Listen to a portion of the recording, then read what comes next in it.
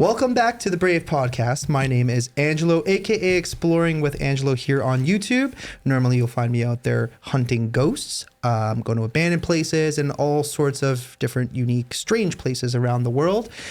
Here we do things a little bit different. Here we just have random conversations, sometimes with guests, sometimes it's just us two. But tonight there are three of us and we have a really, really interesting guest, and we will get to him in a second. But before we get to him, let me introduce my co-host, Moshi. Hello, everybody. My name is Mohammed. On Instagram and YouTube, I'm Moshi Yo. Today, I'm going to remind you of the platforms we're on. I'm going to start with one that I don't think I've ever said before. We're on X. Find us on X. We're on X? We're on X. X, Twitter, X. Oh, we are. Yeah, that's right. Okay. I forgot they changed it. That's what I'm saying. I've never spoke about it either. So we're on X, we're on Twitter, as well as Instagram. So find us there. And if you want to listen to the podcast, we're on YouTube, Spotify, Apple Podcasts, and Rumble. Find us there for the late night juicy stuff. Mm-hmm. But today, our episode is with a new friend that I'm excited to hear and learn from. Today, I want to welcome to the studio, Jamie Matiazzo. Welcome, sir. Well, thank you for having me here. Yeah, thank you, sir. No problem. Thanks for driving like an hour and a half through crazy traffic from Niagara. So yeah, we were actually together a few nights ago. Jamie invited me to his haunted candy store, the Antidote Apothecary. Okay, I always switch it around. I don't know why. I swear I am not dyslexic, but it just kind of happens. Well, the Instagram for the Antidote Niagara will be in the links. That is actually my Instagram, the Antidote Niagara. The Antidote Niagara. I'm looking at it. Yeah. So, thanks for coming out. And, tell us a little bit about what you do, what you're up to these days. I guess the simplest thing right now is I have a candy store. Mm-hmm. That's my 5 to 9. So my 5 to 9 on weekends is the candy store, and my regular 9 to 5 I am in social work. Mm-hmm. So right now I'm piloting a program called eviction prevention. So I try to prevent people from becoming homeless. Nice. Kind of battling the battle up river. Yeah. It's probably a pretty common thing these days, considering things out there are not so good here in beautiful Canada. Definitely very busy. Yeah, but also, if you guys do happen to go to Niagara Falls, make sure it's the Canadian side, because that's where his store is. So you're going to want to come to the Canadian Niagara Falls, which is significantly more exciting than the American side. They're both nice, but our side is better. I'm just gonna get that. I've always heard that. I've never been to the US side, but I've always heard that the Canadian is way better. It's nice. It's a cool hangout. Yeah. I think me, Carlo, and Mo went there last year before. Well, it was basically like the first leg of our road trip. We're like, yo, I've never been to the American Niagara Falls. Let's go and check it out. Mm-hmm. And then you can clearly see like, Clifton Hill and like our side. And I'm like, yeah, our side's better. Sorry, America. We love you, but your falls suck. So. I think one of the important parts too, when you're like going to Niagara Falls, is to venture outside of like the tourist area. Yeah. Like I'm outside of the tourist area. I'm on Queen Street, and there's a whole like more like shops and more like the local type of like, imagine I guess like more like farmer market style kind of idea, like right? shops and stuff. Yeah, like I've never been to that area of Niagara Falls before, and I got down there. I'm like, oh, this is different. Yeah. I'm used to the whole Clifton Hill, or if you go to Niagara on the Lake, it's just completely different, which I'm a huge fan of. But that's just because in my old age now, I can't stand noise anymore. So. My old age, overstimulated. Yeah, exactly. So funny enough, we met. When was it? Like 2 months ago, I think? No, we met before that. Did we? Yeah, remember we did an unnamed theme park in Niagara Falls? Oh, yeah, that's right. The unnamed theme park that had a whale and other living creatures in it that we may or may not have entered. And visited it. In off season. No, it was during COVID, so it was kind of still off season. It was winter. It was cold that night. I remember. Yeah. I remember that. And then we were doing a lot of running from certain individuals. And diving into thorn bushes. Right. Yeah. We had one hell of an experience, and I actually forgot that you were there too, because it was such a huge group of people, right? Which was crazy, but bringing like I don't remember how many of us there were. There must like at least 20. I think. Yeah, I was thinking there was like But like 20 people trying to run from security all at the same time and coordinate and like hide from security. Yeah. It was a great time though. It was fun. It was a fun experience. Unfortunately, could never like get any proper content out of it because it was also like really, really dark and late. So there was only so much we could manage to capture. It was one of those ones that you put in, one of those in the memory bank, Yeah, You think You're back just like on it. in conversation with people and you're like, I went into that place with the beluga whales. Yeah. And the belugas were cool too. Oh yeah, dude. All of the everything. Like we got to hang out with the dolphins. Yeah. Remember? And then we're like, okay, feed them. guys, like it's time to go. We got to get out of here. Everybody's feeding the dolphins, taking pictures. I don't know how like we didn't get caught or at least seen. I think they knew we were in there, but they just couldn't figure out where we were. I mean, the place is so big. Half of it's like a giant forest, right? I'm just kind of glad we didn't like fall into the wrong like animal area and get attacked by like a bear or something. Oh, wow. Yeah. Could you imagine? You're just like That's a thing? stumbled. Oh, dang. Don't they have like a section with like bears Yeah, they and have stuff? bears there too. Oh, man. But do you remember too, like when we got onto the property, we had like the moose, or not the moose, the deer. The deer were all like calling out, like they're all making noises that we were there. Yeah, and they were loud too, and they were making like weird noises. And we're like, what is that? It sounded like cows. Was it at night? Or yeah. It was probably like, I don't know, 11, 12 o'clock by the time we first got in there. Yeah. And then by the time we left, it was like 3, 4 o'clock in the morning. I'm like, well, that was fun. I got my exercise for like the month. Yeah. Right. And then at some point we saw like the security car coming up the road, and there was a big group of people who were all ahead of us. I think you were with me. Yeah. So we were pretty far behind. So they managed to get like around a corner and then run into this one like forested area. And then they were fine. They just kind of ducked down, whatever. But I knew there was no way in hell we were going to make that distance before the car came fully around the corner. Yeah. So I'm like, everybody just turn right. Only problem was when we turned right, we turned into a spot that was like full of vines and thorns and stuff like that. So we're like trying to push through all these vines and stuff, and we just couldn't do it because it was just so overgrown. So I'm like, everybody just dropped to the ground. Everybody dropped. We're all like lying down. The car pulls up, and our feet are literally like 2 feet from the road. So if he had turned his head, he would have just seen a bunch of people with backpacks and winter coats on, just face down on the ground, right?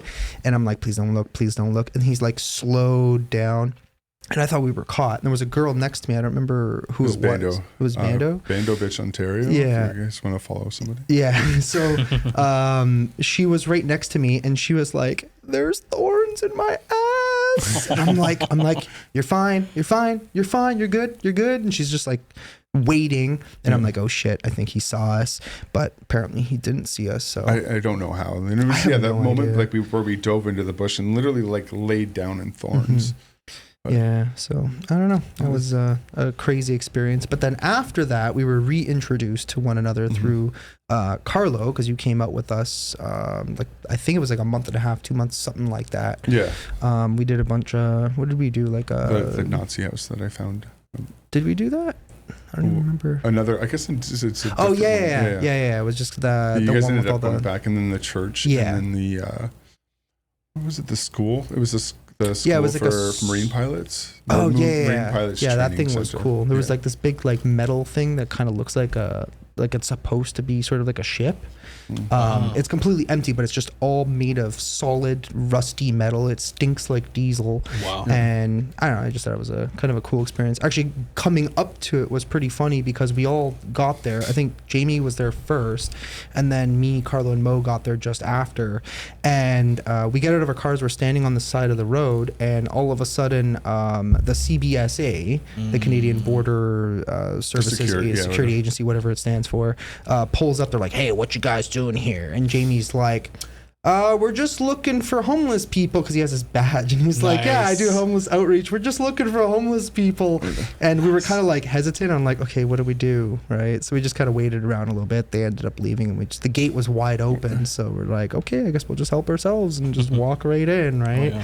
I mean, I think they were more there looking for people who were jumping off of ships and stuff like that. For sure. Is that like a common thing that happens over there? I don't know, because I'm assuming that if they're like paying for people to be there, that it probably is. It must, yeah. They must. I mean, I think people probably, because there's like, for context, there's like a big canal and that's where all the ships with the shipping containers come on. Yeah. And there's probably like, some drug trafficking going on over there. So they probably throw like drugs onto like either the Canadian side or American side or whatever. So who knows? It's pretty crazy. But yeah, so then we met again. But before you met Carlo, you were friends with Dave first? Is that how you met everybody? Dave and I have been friends for a little while. Yeah. Well, I mean, I guess there was a point. It was just I followed him for a long time, like while I'd been in exploring, and then we were reaching out back and forth. He asked me. I posted a house that he had done, didn't remember the location, and he messaged me and asked me for the location, and then we were just talking since then. And then he asked me to come and help him out with some light painting stuff. Right. He had a friend that like spit fire. Okay. And we went out and did some light painting. His friend spit some fire. We took some pictures, and then we've been friends ever since. We've done quite a bit. Like we did a Montreal trip last year, or Quebec trip last year. Got quite a few locations in. Yeah, they have some interesting ones out in Quebec. I haven't done any in a while, but I've done quite a bit out there. The ones over there are a little bit more reckless, I guess you can say. So there's the one with the really, I think it's part of like the mill or whatever, silo number 5, if I'm not mistaken. So the malt factory. Right. Yeah. So that one's like, if you climb that one, you can die very easily. It's just one really tall ladder that goes about 150 feet up in the air. And if the person ahead of you slips, you're probably all gonna die. Oh man. So I remember being in last year and a stair fell out underneath somebody. Just like one step. Yeah. We still went up though. Yeah. My friend James Patrick, you know him as well. I know him really well. He calls himself falls through floors, and I think he got that because he actually fell through a floor once, and he was lucky there was a beam, but the way he landed was his nuts were right onto the beam. Yeah, so I didn't hear that part, but that explains a lot. Remind me to show you a video. I should show it to you, and then you could pull it up. Yeah. Oh my God, James is freaking hilarious. But like back when I got started, before I knew anybody else really, I had started like exploring with James. Somebody introduced me to. I think what it was. Do you know who Urbex's mom is? I've heard of her, Jennifer. I've never met her though. Yeah, I've heard a lot from James. Yeah. So they're really cool. Jennifer and Scott. So I used to hang out with them a long time ago. I mean, I still talk to them, obviously, but and then I think so I think the way we met was I found something that they had, and this is kind of like just how the Urbex community works. Everybody just kind of meets each other by like sharing locations and building relationships and trusting one another, right? So I think I saw that, I think she had followed me or something, I don't even really know, and I had found it was the abandoned miners mansion, if you remember that one. I haven't done it, but I heard about it from James. Yeah, that one was like one of my favorite ones. So I had found that location, and the only reason I figured it out was because Mo kind of gave it away in a video. There was something that he showed that he wasn't supposed to, and it was like, it pretty much gave away where it was. And so Jen had something that I was interested in, kind of, or she messaged me for the miners. I don't even really remember anymore, but yeah, we ended up meeting up there.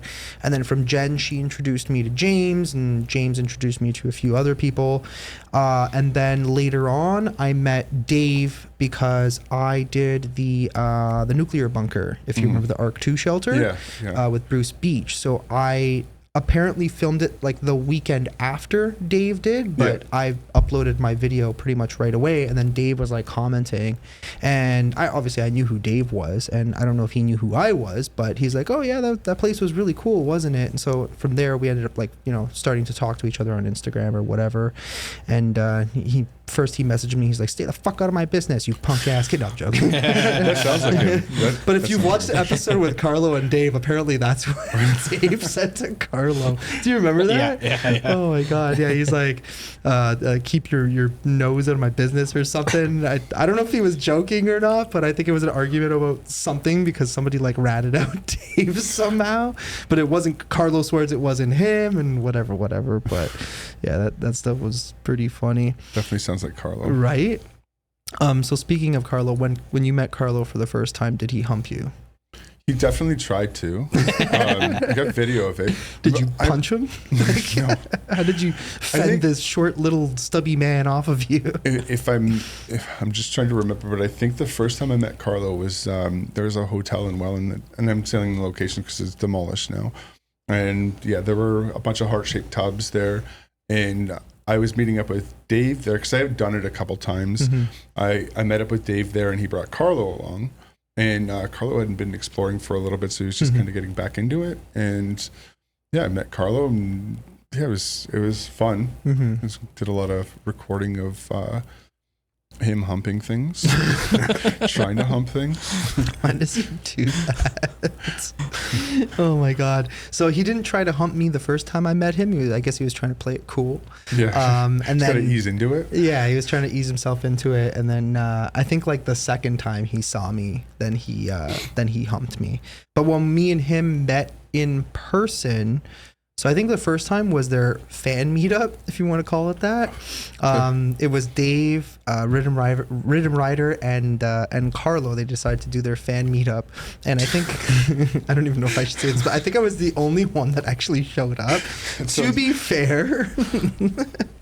To be fair, there was an ice storm that night, so they had a good excuse. Yeah. It sounds like one of Dave's photography classes. Yeah, when nobody shows. I'm just joking. We joke a lot. Yeah. Everybody in this group kind of like makes fun of one another. Yeah. But yeah, so there was that time, and then after that, I ended up meeting Carlo at a haunted church cemetery thing. That was kind of like near my area. I knew they were in the area because I could see like what they were posting. So I'm like, yeah, if you guys want to meet up, whatever. Then, they were all trying to scare me by hiding in the bush. But of course, Carlo has to use his GoPro, which has a little red light on the front. So I could clearly see. And they're all like being really quiet. And I'm just like walking up. And I'm like, I can see the red light on your GoPro, Carlo. He's like, damn it. How could you tell when the light was probably your knee height if it was on top of his head? Because I knew. I know, right? That was a good one. Oh my God. Poor Carlo. He's the butt end of every joke, but he's the best. So I guess back to your business. You have a haunted candy store. How long have you had that now? I've had it since November, so we're coming up, a couple months. I'm going to be at my 1 year. Right. Yeah. Yeah. And they always want me to get into like how. Yeah, go for it. Yeah. I had an online business with at the time a friend of mine, and we were looking to start like a brick and mortar business, and she just wanted to do a candy store, and I said, well, why don't we do a gothic candy store? And so I designed, like oddities and stuff, and you've been in there. It's so my walls covered with oddities and some real stuff, some Halloween props. Yeah, it's Halloween all year round. And we just opened candy stores. It's been pretty well. Like we've been doing pretty well. It's beautiful. I'm going through the Instagram. I haven't been to the store yet, but I'm definitely dying to go. Yeah. Just like the one thing that popped out to me is you've got the candied grapes, and it's like molded into like a little skull, like a skeleton skull, I think. Yeah. So I do candied grapes. It was something like you said that's like one of the most popular flavors, right? One of the most popular things that like handmade stuff. So when I started the store, like I had no idea how to make candy, how to make chocolate, how to do any of it. I just thought like, we're going to be buying stuff wholesale, putting it on the shelves and then it'll sell. But the space that we got, and it's like, we got so lucky. Like it was just like everything kind of came together. We were looking at locations, stopped at this one place, like where my store is right now, looking in, they just put up a for rent sign. They just papered the windows. We're looking at it. I'm like knocking on the front windows because I'm like not knocking, but they're like plexiglass. So it was like this is unsafe, but it's. And then the owner walks down and like comes around, greets us, shows us the inside, and we're sold as soon as we saw it. Nice. And that was Bill at the time. Yeah, right? Bill. Yeah. Who's he? Yeah, I'll want me to get into. Yeah, we'll get into Bill soon. But so I just started learning how to make candy, make my own like apothecary suckers. So there's like suckers that have like different kinds of flowers and herbs inside of them. And then we do my handmade chocolate. And then these candied grape things came up. And because I was already making the suckers, I kind of learned how to make candy. And then So I started making candied grapes, and it's pretty much our biggest, for order seller. It's beautiful. Yeah, there's the different posts that I'm looking at on your Instagram. Yeah. That, and then like this huge. It seems like maybe you bought and resell this, but this huge like skeleton head, gummy skull. Yeah, I have that now. Yeah, So cool. Actually, somebody just came in today for it, and he was like looking around for it. But yeah, we just picked up these. I try to get as much now that Halloween's coming. I purchased a bunch of stuff to how it's all Halloween related, and I like overstocked on it, so I'll have it for like all year round. It's because it fits the theme of the store. Yeah, you guys got to check out the Antidote Niagara on Instagram and in Niagara on the Canada side. Let me know when you're coming down. I'll make you some grapes. That's cool. And I'll get some more of the freeze dried stuff for you to try. That's super cool. Thank you, man. Yeah. And so I normally, because I do keto, so I normally don't have like sugar, carbs, and stuff like that, which I was telling you. But you gave me a care package the other night, and I'm not gonna lie, I had to try some stuff. So I had the lemon cake. It was delicious. I don't know if you guys make those yourselves. So I have one employee, Jess. She's Violent Cinema on Instagram, and she actually made those. So she's really a great baker. So whenever she works, she'll come in and she'll bake something. Yeah. So like that was another thing too, and it was really hard to keep up on. I made cupcakes, and like I tried to. So we have a display fridge. I tried to stock the display fridge, but every time I make them, they're gone. As soon as I post them on Instagram, somebody's in there to buy them. That's crazy. Yeah, so she'll make something on there, and then so like we're trying to keep ahead of it. It's just it's tough because it's basically just the two of us. Yeah, I mean, you're only two people. You only have so much space, only so much time. Time is a big thing, right? Yeah. Could you imagine having two of you and having enough time to do whatever oh my god, it'd be amazing. Yeah. It'd be amazing. So that's kind of why I want to hire somebody soon, hopefully, to help out with a bunch of stuff. But yeah, what gave you the idea of candy though? Like, why did you want to try that out, especially with no experience? Well, that's the thing. Just a little bit of everybody likes candy. Yeah. And it was just my partner at the time my business partner at the time, she did a lot of research and basically sold me on candy being recession proof. And I'm not sure if it is or not, but so far we've been doing pretty well. And everybody's going to want candy. Everybody wants that. Yeah. Especially because you're kind of close to like the touristy area. Like you're not super close to the falls, but you're close enough that people will come through, right? Well, it's weird because even I'll get off of, I'll close the store and then I'll go for a drive down to the tourist area and you've got like 1 million people there.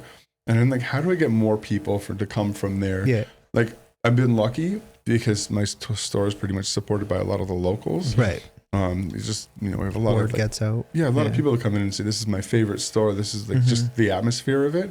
And like we keep changing. Like I have new stuff in there every week. I have new stuff on the walls, new stories about the stuff that I get too. So yeah, cool. I remember when I came through, you had like a whole bunch of like the furniture was from Silent Hill 2, and you had the other one that was from what was the other Netflix show? The Lost Girl, right? Yeah, you had that. You had the coffin. I got a table out of the abandoned St. Catherine's Hospital too, which is cool. Yeah. I purchased it just so you guys know he bought it. So he didn't just grab it and walk out. Some of these places are really. I have two tables as soon as you walk in that are out of an abandoned hotel. I don't know which one, but I purchased them off of somebody who cleared out an abandoned hotel. It might have even been Europa. I don't know. Oh, maybe. Maybe. That might that would make some sense. But I guess back to the store. So what we do know is that because obviously the store is, the building itself is so old. It's got history, and plus being Niagara Falls, there was the War of 1812. A lot of people kind of just died on the land back, over 200 years ago now. But there's also some other stories and entities or spirits that are kind of still lingering around. And maybe if you want to explain a little bit about the paranormal going on in your shop. Well, I'm learning a little bit more about the street, and I had a ghost tour person that came in, and she was telling me about how there was a serial killer on my street, a couple doors up from me. Yeah. And it's kind of like a Jack the Ripper story. Yeah. He was a groundskeeper for the area at the time, and he used to like kidnap prostitutes and like kill them and keep them in the basement. I've been trying to find more research about it. I haven't really found anything. How long ago was that? Like I'm not even sure. I'm not sure. she was really busy, so I'm trying to get her to come in and actually give me the tour so I can talk a little bit more about the street. Because she's already put a lot of time into the research and stuff. So, and then just my building alone.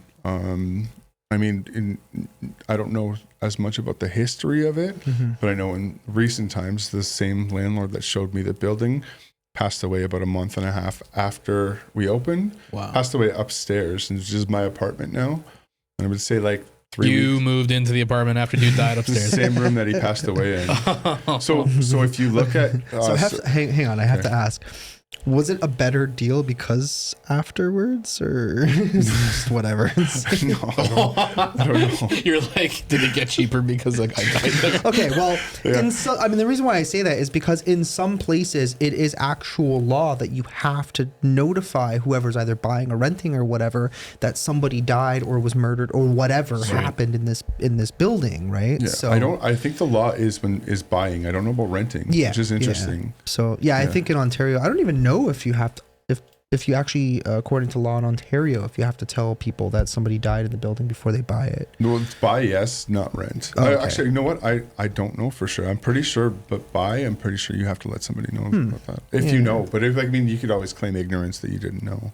Yeah, which I mean might even just be possible because I mean if a building's really old, it's like well probably somewhere down the line. I mean if a building is 200 years old and people live there, somebody probably died in the building, right? For one reason or another. But so actually Mo came in and he did a video in my store shortly after the landlord passed away, and the bed where he passed away and still had the body stain, and it's in Mo's video.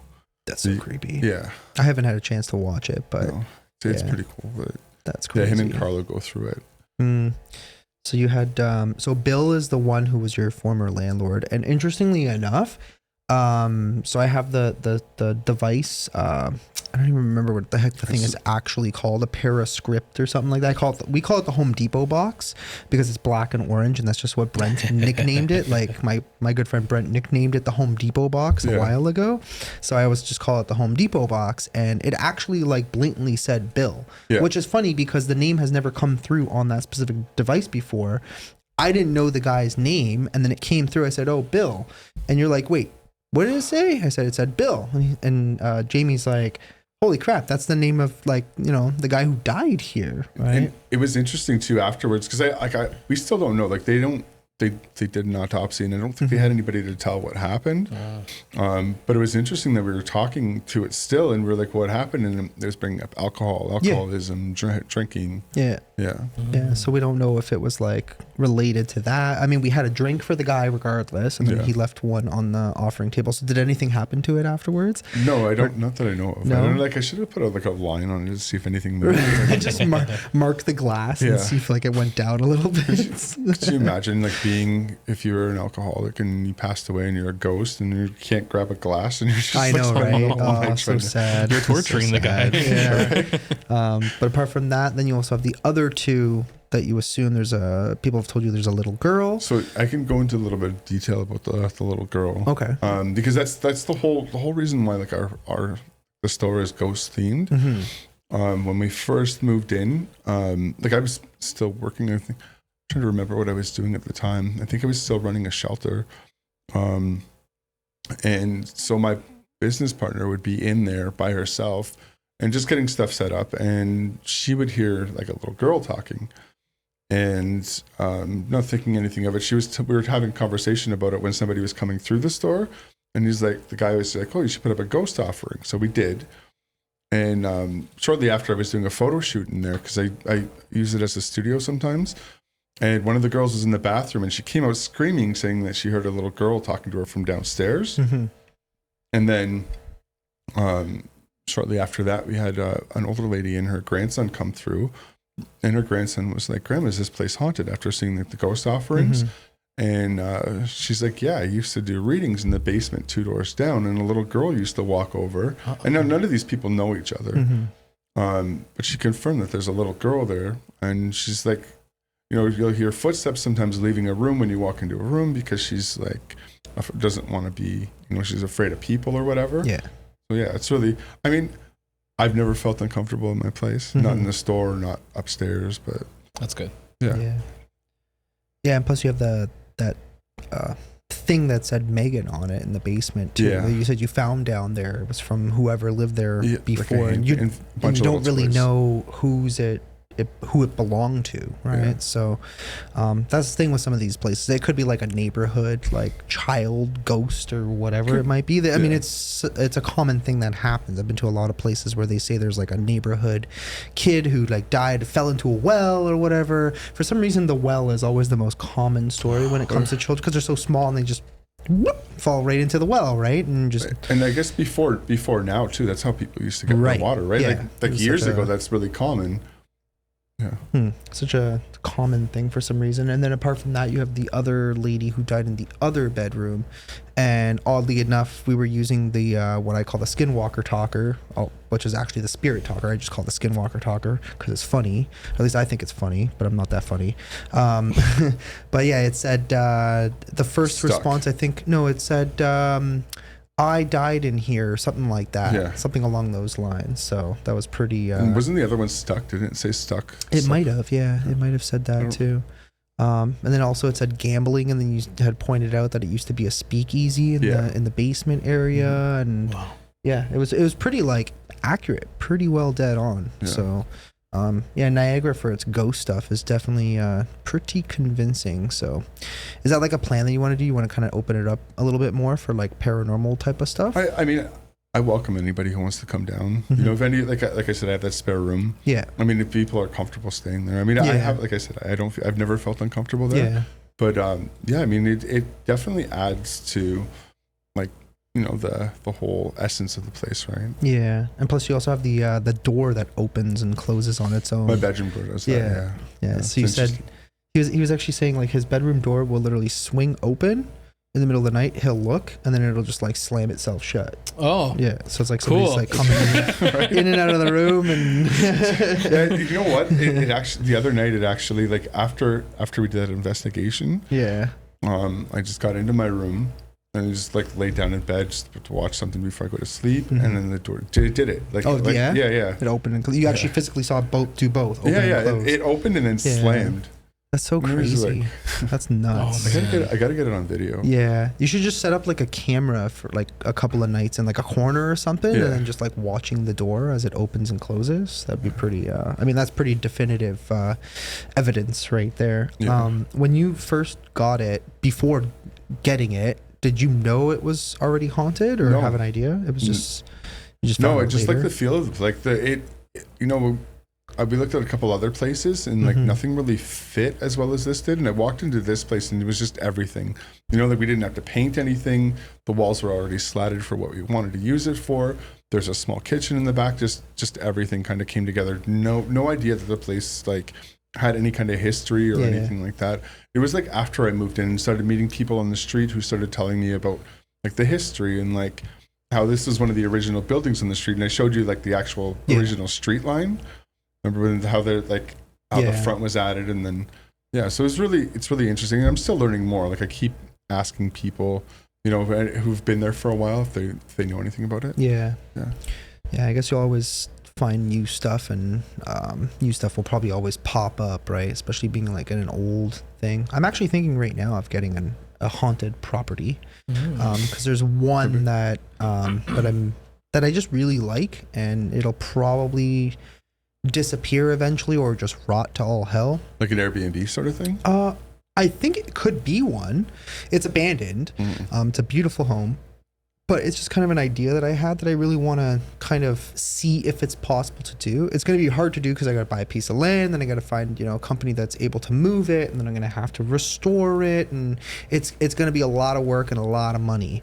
But yeah, I think the house itself probably deserves to be saved and is also haunted, so it could be, you know, sort of like a little haunted tourist attraction that's local. The thing in Canada I find is that there's not a lot that like you can be invited into, or like we got a few manors here and there. Like there's a couple things in Niagara, there's a couple things in Kingston that you can go and do, but there's really like not enough. Like if you go to New York State, there are a dime a dozen. There's so many different manors and people's homes that they rent out for a night for like $500, and you can go and stay overnight and investigate and do whatever, and it's just a lot of fun. So I think the difference is a lot of the history. You were talking about the War of 1812, and like the Americans literally burnt everything from the U.S. all the way to Ottawa. I think so. Yeah. Yeah, if I remember the history. So there's only like, because I've done some of the tours, I've talked to some people who lived in Niagara on the Lake, and there's only 2 buildings that are pre-1812, like actual, like the some old of them, Angel Inn some of them have been something else. restored. Yeah. The old Angel Inn was one of them because it was a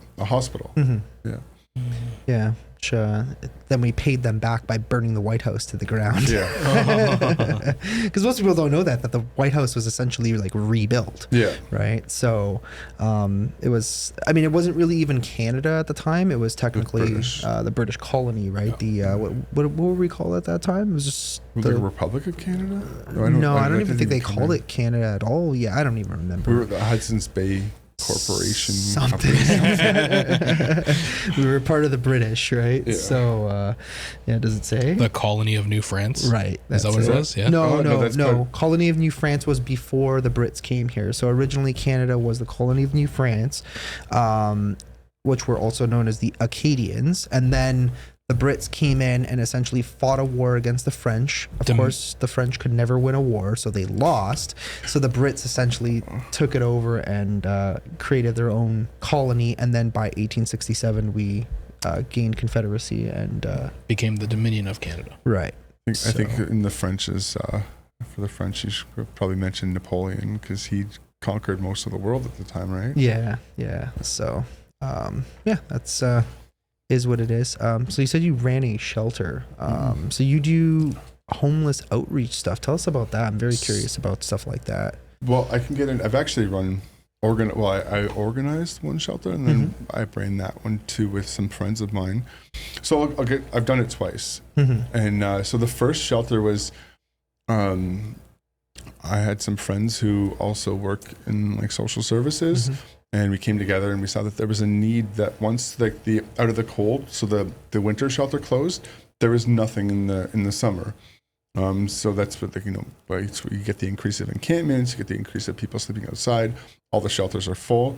So we started our own volunteer run shelter. We threw one event, like it was just like like a stag and doe type event. We raised over $5,000 and we made that $5,000 stretch for 3 years. Oh, nice. Yeah, so we were able to run the shelter for 2 seasons, and it was all volunteers. Like we had a great group of volunteers, all like-minded people. I think we housed over 75 people. Nice. Yeah. With $5,000, you did that much. Yeah. Wow. Yeah. I mean, we couldn't have done it without the volunteers that we had, because we had people that were literally just not taking any pay and staying overnight to watch people, right?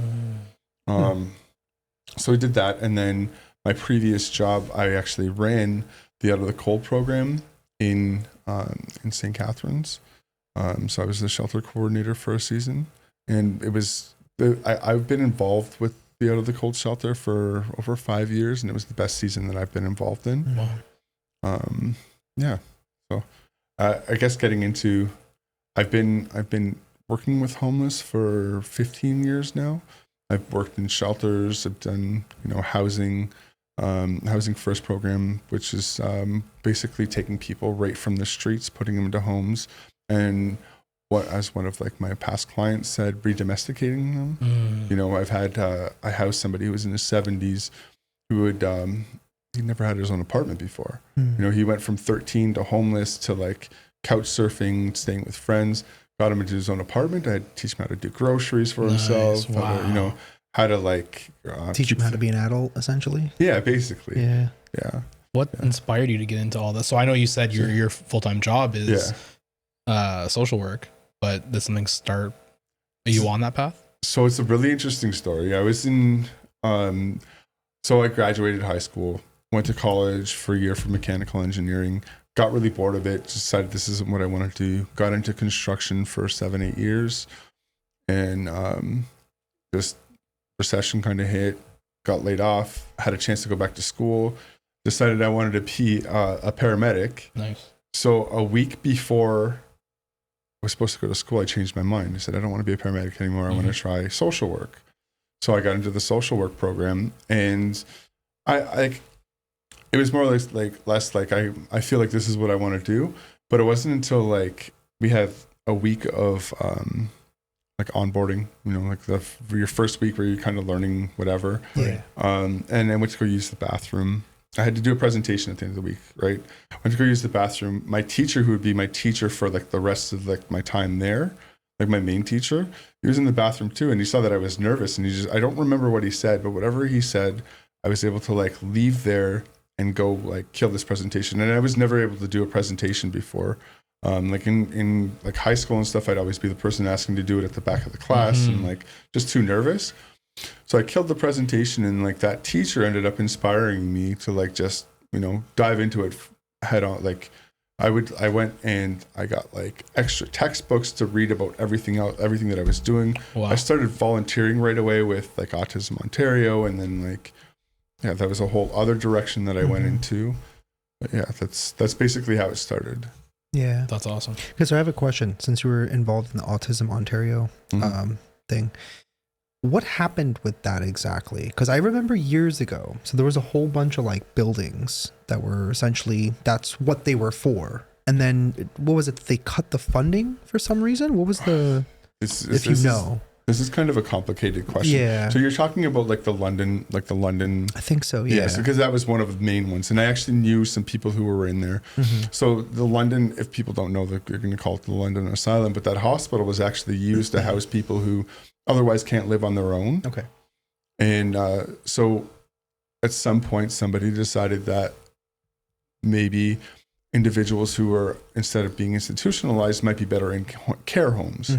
So taking it from an institution and putting them to a home, and having care workers come into the home on a regular basis or whatever, like PSWs and stuff PSWs like that, right? And like social workers. And in a sense, it worked out, but that's exactly where the homelessness problem started too, because you had a lot of people who with a lot of mental health issues who otherwise would be housed in these institutions, who are now out on the streets because they can't manage in homes. Right. Yeah. Interesting. Yeah, I just remember hearing about it years ago, and I didn't really know what like the details were, right? And so obviously there was, a little bit of public outrage and whatever. And obviously I was trying to kind of look into the details and look at both sides of like, okay, is it just for politics that people are bitching and moaning about something, or is it like a real thing? Like, is there a real issue here that's now being created by the government? And I guess kind of there's like, I guess they had good intention at first, but then it kind of, like you said, it kind of created its own ripple effect kind of issue on top of that. What are your, I'm curious, because this is something that because I don't know, and over a lot of things that are really controversial around homelessness and mental illness, I try to see both sides like you. Yeah. But what are your thoughts on that? Like, what are your guys' thoughts on whether we should have these institutions or should we allow people to have more freedom?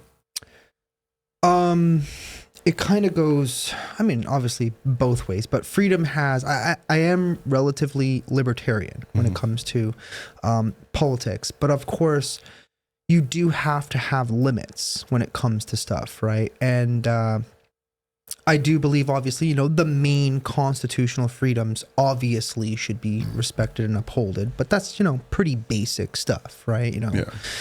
Freedom of speech, freedom of religion, expression, all those things. But at the end of the day, there are people out there who obviously are put into a situation where they cannot help themselves. And as a Christian, and I think most large modern religions probably all kind of agree with the same thing, that as a Christian or as a religious person or a child of God, we need to, go out there and actually be able to help people one way or another. If you don't have so much time, obviously you can't really volunteer even if you would like to. But if you're in a position, maybe monetarily, where you can actually make a donation and you can, make a difference, even if it's just one person, right, at the end of the day. So I do believe, like, I'm not really a socialist at the end of the day, but I'm not like a full on, like, hardcore conservative. So I do believe that we do need some semblance of programs that actually do work, right? So when I have like conversations with people, especially because, you know, the thing here in Canada is the idea of universal healthcare. And it's like, yeah, it's great. I love the idea of universal healthcare when it works, right? But the problem is that the programs have been so deteriorating for such a long period of time. Yeah. And I kind of feel like that's also part of the issue with local homelessness, is just where people are not getting the adequate amount of help that they need, right? So for example, like a parent with a child that has autism or is on the spectrum, or whatever you want to call it, neurodiverse, I think you pointed it on out. On the spectrum, I think is acceptable. Yeah, too. but I mean, to me, it's just whatever. If a child has autism, we know it's autism, right? I don't think there's anything offensive by saying that, but people obviously, we were talking about it before the show. I don't understand this whole you know, political correctness. It's just, it's kind of ridiculous. It's just, call it what it is, right? Obviously you don't have to be mean to people, but it gets even more complicated than that, because they actually changed the DSM. You know, the DSM is what they use. Explain that. Oh, so the DSM is a book that they basically use to diagnose people. Got it. And so like you've got, like, say your diagnosis is bipolar, and they'll have like 12 things, and then you check off like 8 of those 12 things. Then by this book, you can be diagnosed bipolar. Okay. So now they've changed that. There used to be Asperger's. yeah.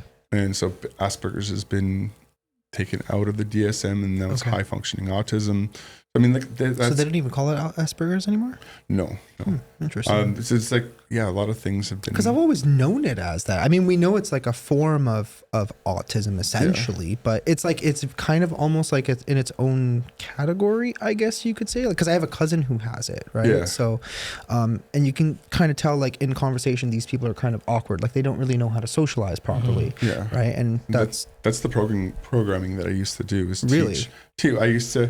So the programming that I did, and I was telling you guys earlier about, like, I took digital arts and video game design. Well, it was the video game design, and then I took like normal, I guess, social programming. yeah. So learning how to, like, talk to people, learning how to make friends, learning how to make phone calls, even like breaking it down to making phone calls, and like incorporating it into digital arts, because digital arts were like, it's a really big interest, like a specific interest for a lot of people, like video games specifically for people who are on the spectrum. So kind of, you know, use that to rope people into teaching social programming. Yeah. You're incredible, man. You're so cool. I don't think of it like that. He's just going about his day, and he's just a regular old hero. Some heroes don't wear capes, you know, right? Man. They wear cool hats, and they have long beards. And they show up to your podcast studio with keto cheesecake. Yeah, exactly. Yes, I can't wait to try that. So Jamie, when he comes here, he brings us like a whole bunch of bags, of course, right? Care packages. What a nice guy. We're here drinking Jack Daniels, which I never even normally drink. Like, this is gonna just fuck me up. Right? Really?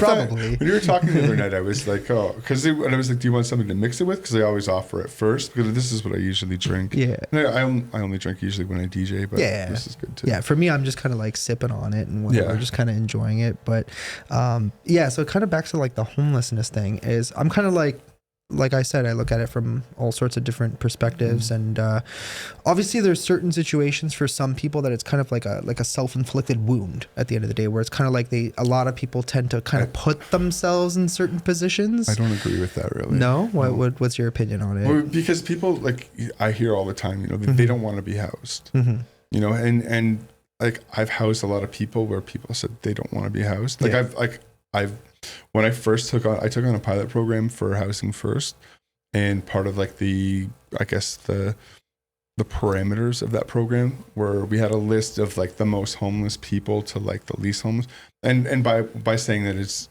a term that we use is acuity. So the highest acuity would be like the harder to serve, and I took like the top 5, and I think I housed 3 of the top 5, and I was successful with them too. So it's a matter of those were specifically the people who you said don't want to be housed. So, like, I can't say specifically them, but like some people who would work with them would say, like, you know, if it was too hard for them, they would say they don't want to be housed. And like a lot of the time too, if you go up and you ask, like, I could think of specific people, one specific person who I know almost every person, even in social work, has, you know, they've said he doesn't want to be housed. Yeah, I've housed him like 3 times, and you know, they didn't work. He always ended up going back to homelessness. Mm-hmm. So I think what we need to start thinking about is appropriate housing. Right. Like, you know, if you're on the street and I go and I say, hey, listen, I have a condo at the beach. It's got like a hot tub. It's got, you know, Who huge. wouldn't want to go Yeah, there? who wouldn't want to go there? So, and then like I always use that analogy too. And it's like, now hone it down, you know, hone it down to like, what do you think, you know, what do you need to feel safe? What do you need to like be able to lock a door behind you? Mm-hmm. You know, and is it within what I can offer you?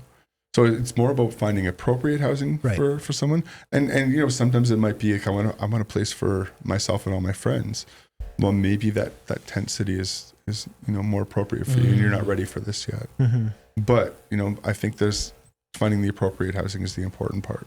Yeah, So- no, I think that makes sense. Forgive my ignorance. I don't know anything about like this the programs that you're doing. So you're saying you could take someone essentially off the street and put them in a type of home housing. So are they being put in and living on their own at that point for the majority of them, or is it, you know, based on their own situation? Would they be living with other people? Is it like a guided, like they, you know, I don't know, like. But it depends on what's available. So when I was doing the Housing First program, this was a subsidized program where I'd be able to find you a market rent apartment, because you'd have, you know, I could tell you how much people are getting. So for the most part, people who are on Ontario Works, which is like a good portion of our homeless community, you know, maybe they might get a little over $700 a month. Mm-hmm.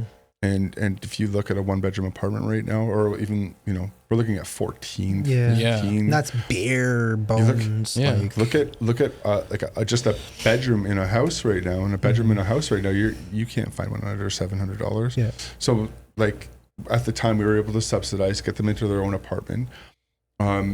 That program kind of got taken over by like one organization in our area. So I moved on to transitional housing.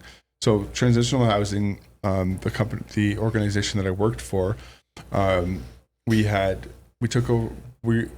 managed an old motel. Now this place is kind of run down, probably nowhere either of us would want to, like any of us would want to live in. Mm-hmm.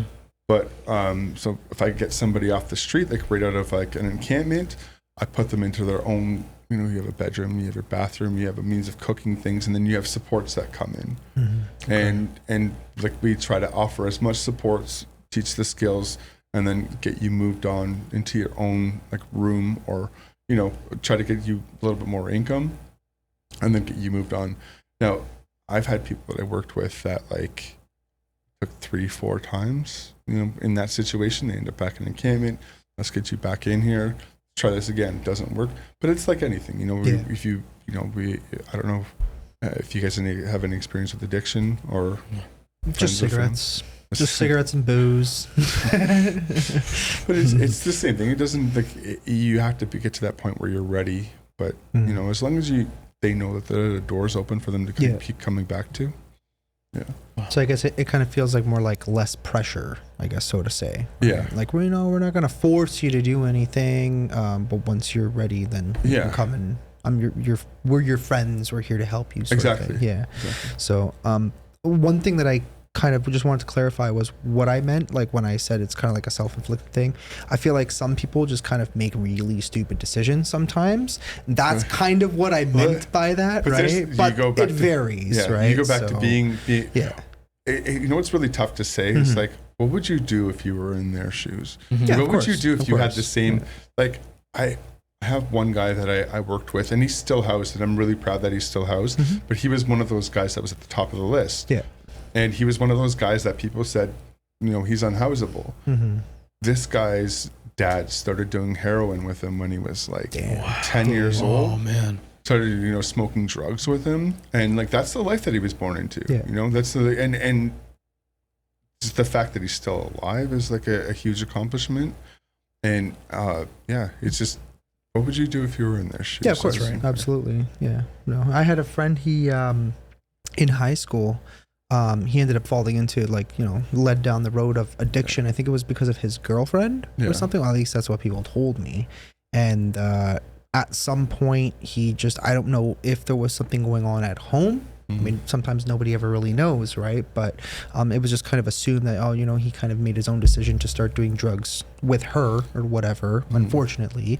And then I think his parents ended up kicking him out, and we didn't really know where he was, and he was like homeless for like a couple of months or something like that. But then I think he ended up going home after that. I just remember going to Toronto and looking for him, and I was looking in the completely wrong area because apparently he was just in Brampton the entire time, and he ended up at the local shelter over here. And I'm just like, okay, well, I guess I was down there, wasted an entire day looking for this guy, and he wasn't were we there. looking for him when we were doing that stuff for the packages? No, I don't think so. I think that was before that. Mhm. Yeah. So Mo and I, years ago, we started something called Project Hope, where we were, just kind of like fundraising, like locally, just, people we know, like if somebody wants to donate, they can give us gloves and socks and scarves and shit like that. And then we set up a day between me and a whole bunch of, or us and a whole bunch of friends, and we went should all down get there. together and do something like that. Yeah, absolutely. Hell Yeah. If I could use what I have to kind of, help a bunch of people locally, that'd be really cool. I'll tell you about my experience after. Yeah. Thank you. Yeah, so it was fun. It was cold as all hell, but Yeah, we went down there yeah. and we had prepackaged like a whole bunch of socks and gloves and stuff, Yeah. and we're just going around. Anybody we would see, it's like, hey, would you like a pack of gloves and a hat and some? So I mean, it's winter time. It's hard in Canada, right? So, and nobody realizes how like important having clean, warm socks are. Dry, clean, warm socks. Yeah, That's what inspired it. Is I saw an article. I don't know. I don't remember where, but I saw an article talking about specifically socks for. I don't know if it was the homeless or whatever, but that inspired the whole thing. So we ordered socks, toques that had the word hope on it, gloves and all that stuff from China. Made a package and then maybe we'll have to revive it. 100%. Bring it back. It's 10 years later. I think it's like I think it was like 2013. We did that. I used to do that. So I had one of my best friends at the time. So like he was one of those cases. I went to high school with him, hung out with him a little bit during high school. I was like getting into homelessness. I was working at the Salvation Army in St. Catharines, and I was also doing casework with autistic youth, hard to serve autistic youth. And I was going for a hike, like bringing one of my clients for a hike, and then I saw this guy. I kind of recognized him, stopped. And it ended up being my friend, and he was homeless. Like, told me his whole backstory. He was homeless for a while, addicted to drugs. I was like, wait here. I'm going to take my client for a hike. When I come back, I'm going to come get you. And then I went and got him, brought him to the shelter. He left the next day. I went back and got him, brought him back to the shelter, and ended up like I got him a job. He ended up moving in. He was seeing a girl right next door to me, so we ended up being like best friends for a while. And got him involved in the whole scene of like he was doing security at the shelters for us. I got him like a job doing security. He was doing great for himself. But we used to like, just have nothing to do on a Friday night. Let's each throw in $50. We go drive down to Toronto and hand out a bunch of gift cards. And that grew. Like I had another friend from Toronto. We got sponsored by Pizza.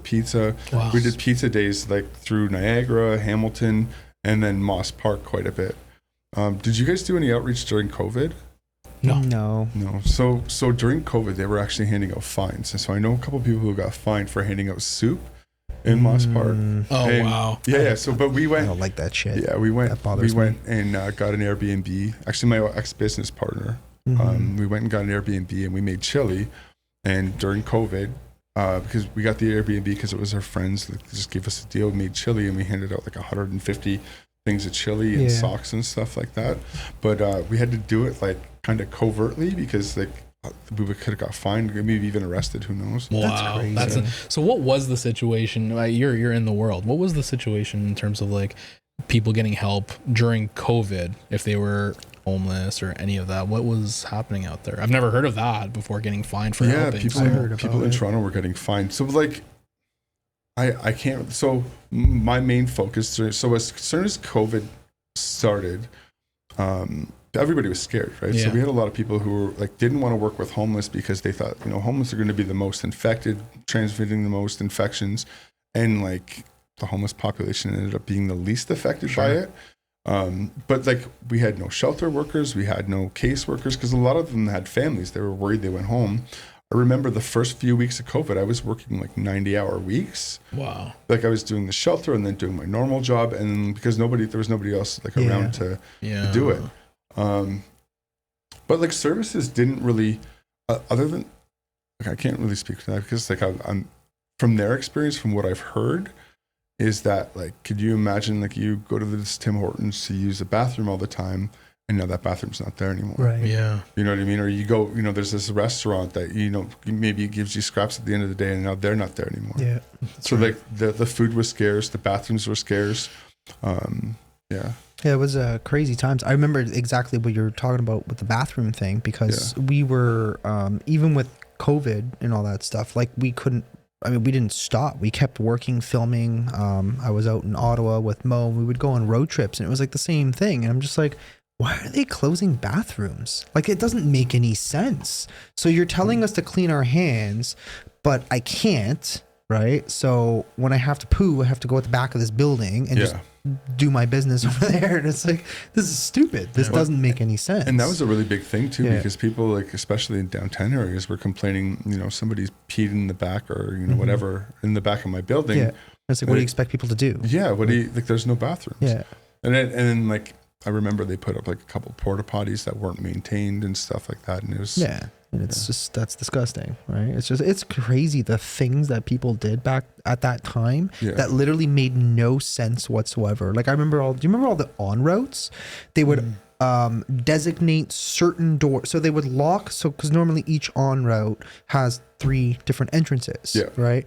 So they would designate only one specific door could be the entrance and exit simultaneously. And I'm like, this doesn't even make any sense. So why are you so you're trying to keep people away, but you're locking the 2 other entrances and only using the one that's where all the traffic goes in. Like, there's no logic in a lot of the stuff that they did. To be fair, like, hindsight's 2020. I mean, this is like the first time we've encountered anything like this in our modern age.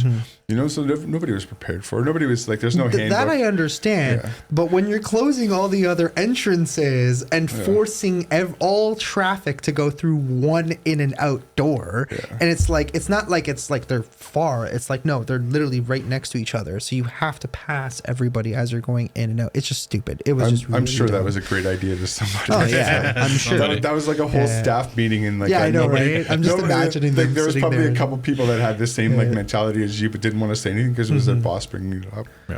I'm just imagining. I have this great idea. If we just shut all the other doors and no one can go use the washroom ever again, then we will shut this virus down. But really, it just had the opposite effect. It was so stupid. But spray the door every 10 minutes. Yeah, I know, right?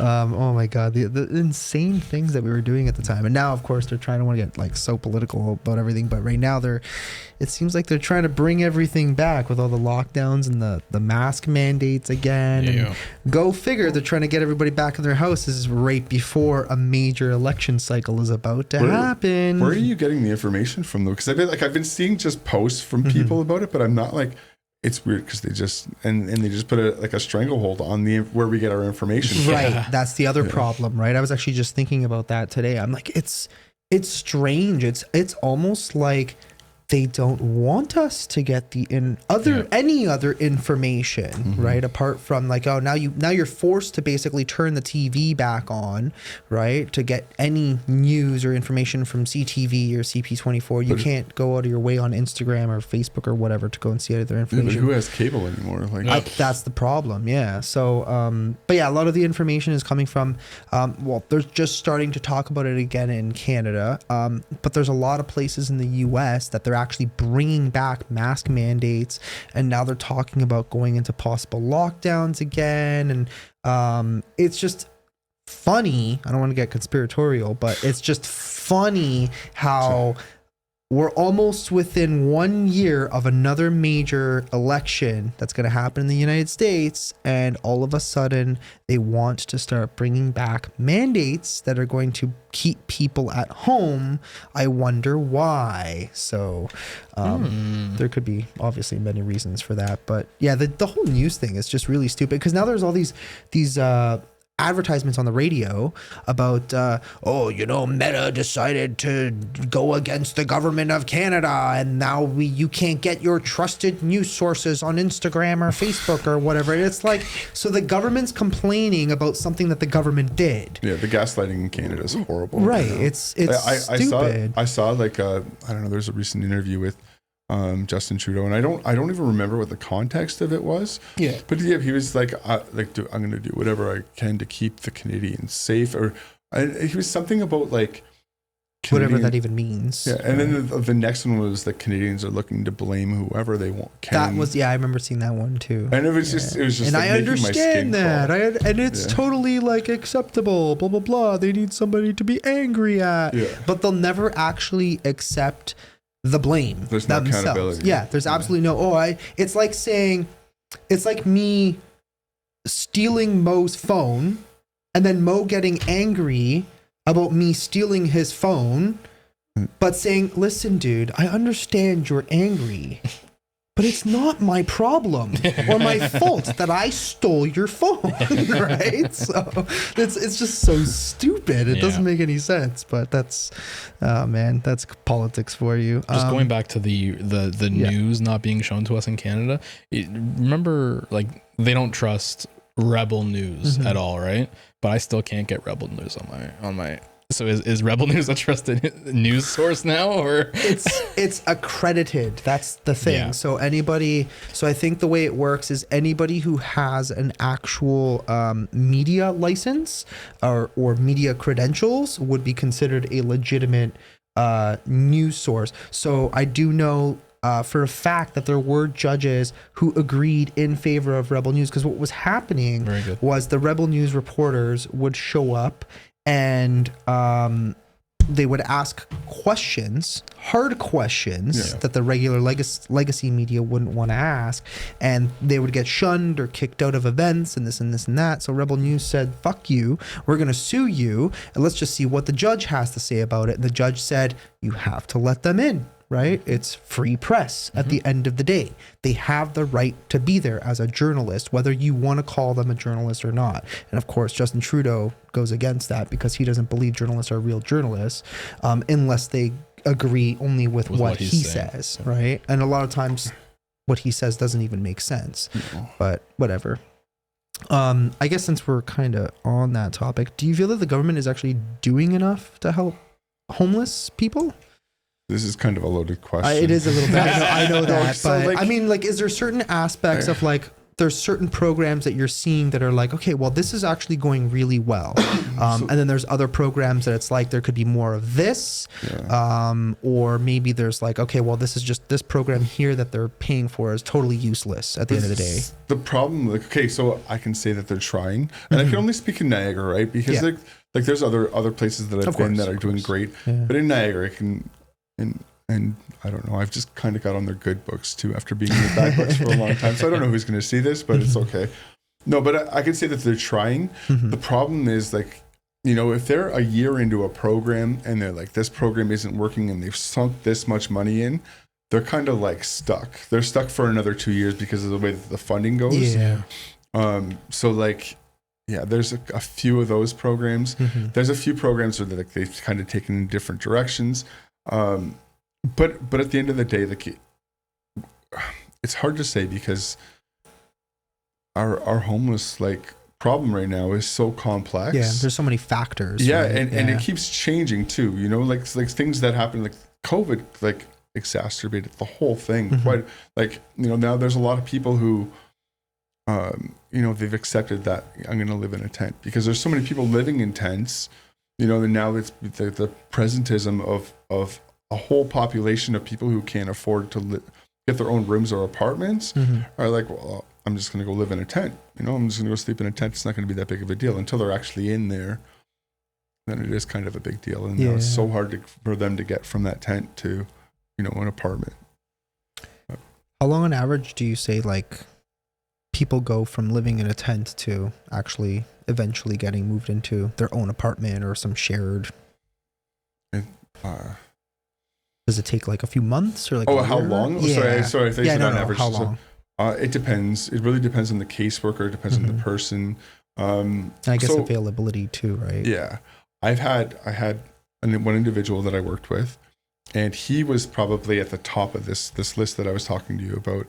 So when I met him, and I didn't even start working with him. When I knew him, he had like top hat. He had like like a suit jacket. He was walking around like downtown, screaming, singing to himself, really high.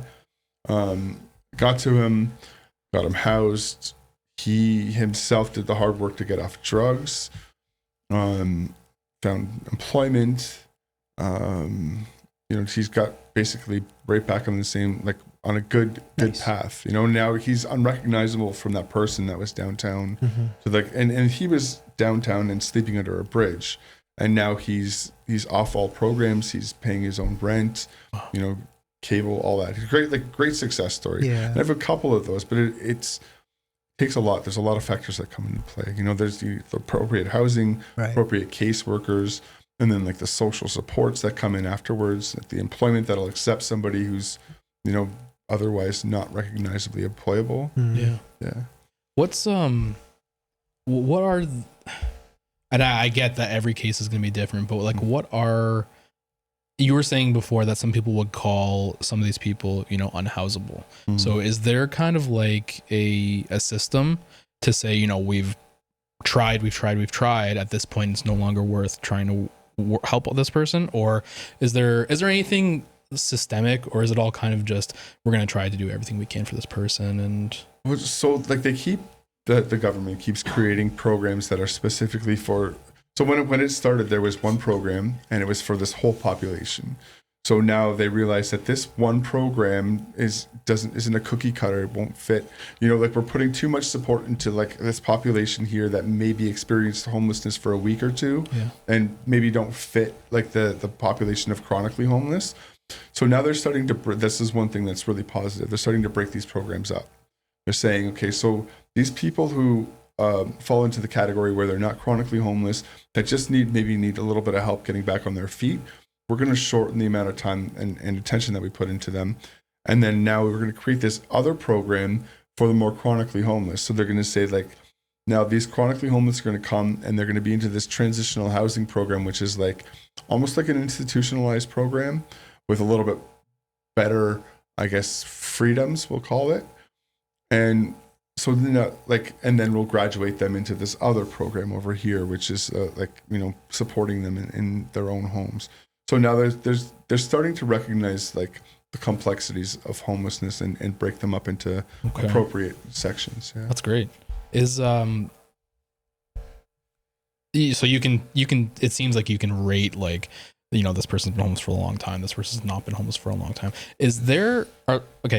Are most homeless people known to like the system? I'm totally ignorant to it. I don't know how it works. I respect the questions for sure.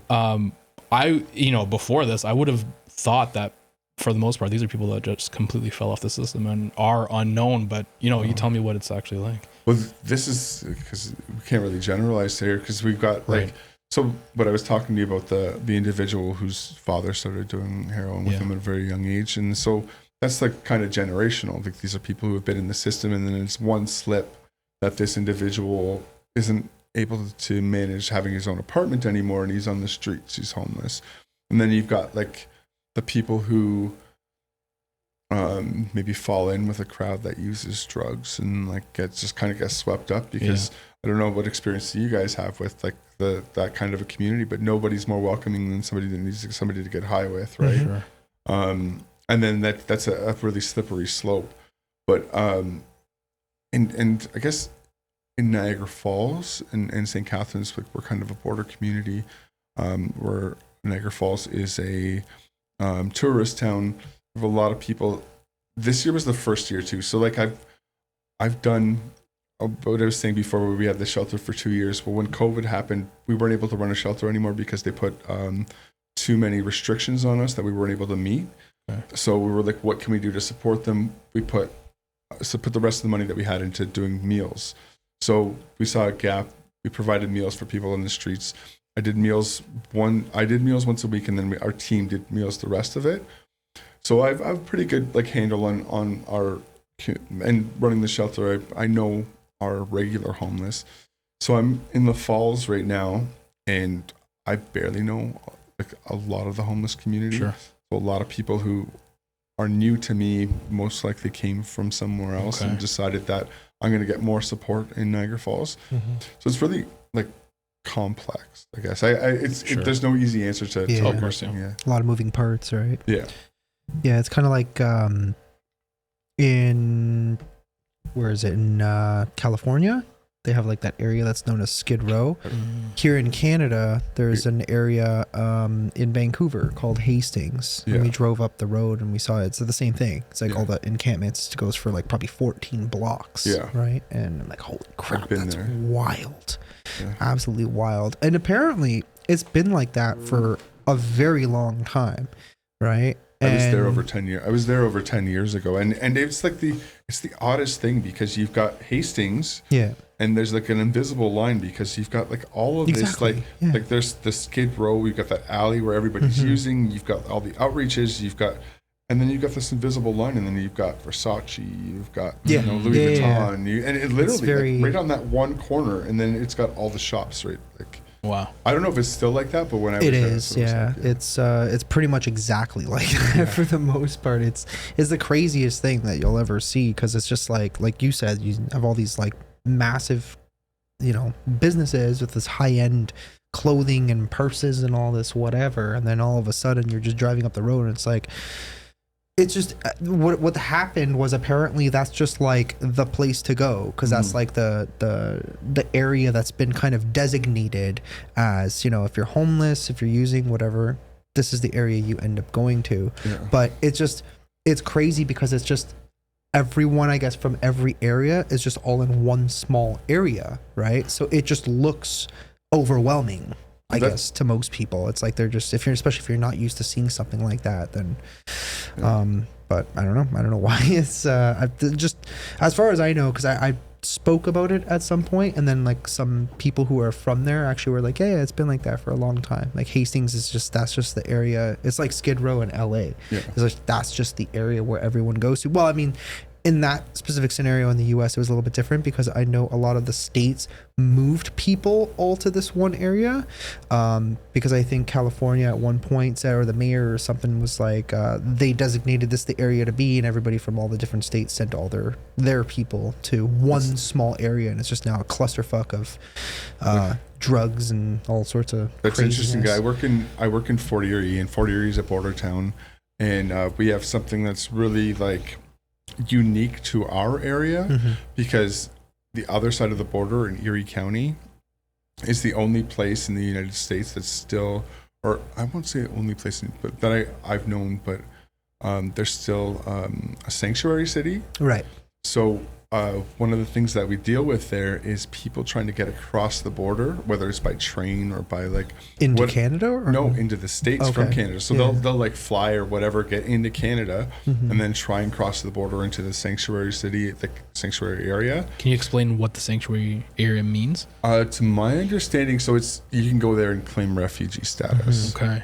So yeah, that's basically what it is. So you can go there and say, I'm a refugee, I want to become an American citizen, and they have to harbor you there. Yeah, there's quite a few areas that actually do that in the United States. I know Utica, New York is actually the largest refugee population. I don't know if it's still considered a sanctuary city, but I do know, just because that's where my friend Jazz lives. So he's like, yeah, we got the most refugees in all of the United States. It's just in this one little city, which makes sense because he's from Bosnia, so they went through the war. No, it's all good. It's all good. I know everybody's got all these ideas going through their heads. So. Yeah, we recently had an influx of over 3,000, I think, refugees, newcomers. Just in your specific area? Just in Niagara Falls. They took up. So the government rented hotel rooms and housed over 3,000. I don't know if you are paying attention to the news about it. I heard about the one in Toronto. I think it was like Richmond Street or whatever. And I know there was a recent situation where a lot of the refugees were essentially left homeless on the streets of Toronto for a period of time, and then it, after people being like, what the fuck? You invite all these people over and then you just leave them there in tents? Basically, like, what the hell's wrong with you? Like, that's just messed up, right? Like, I get it. It's like, I don't agree that we should be allowing such a large amount of people coming in so quickly, because we don't have the infrastructure to deal with it. We don't have the housing to deal with it. We don't even have enough housing for ourselves. Right. And that's kind of part of the issue, right? It's like the housing demand is going up so quickly. There's only so many homes to fill the supply. Then you're getting houses, and this is happening a lot here in Brampton. Like, I'm not against immigration. My family comes, are a family of immigrants. Mo's are a family of immigrants. Yours probably too. You're Italian, so probably, right? My dad came over from Italy. Yeah. So, like, I'm not against it, but like, we gotta slow this shit down, right? Like, we've got people, you're inviting them to come in, and then you have nowhere to put them all of a sudden, right? And then people like we do urbex, so we probably get comments all the time, like, oh, why don't they use this building for homeless people or that building? And it's like, it's not that easy. You don't just snap your fingers and it's done, right? It's very complicated. We both have been into like houses where we've seen that people have been squatting. Oh, 100%.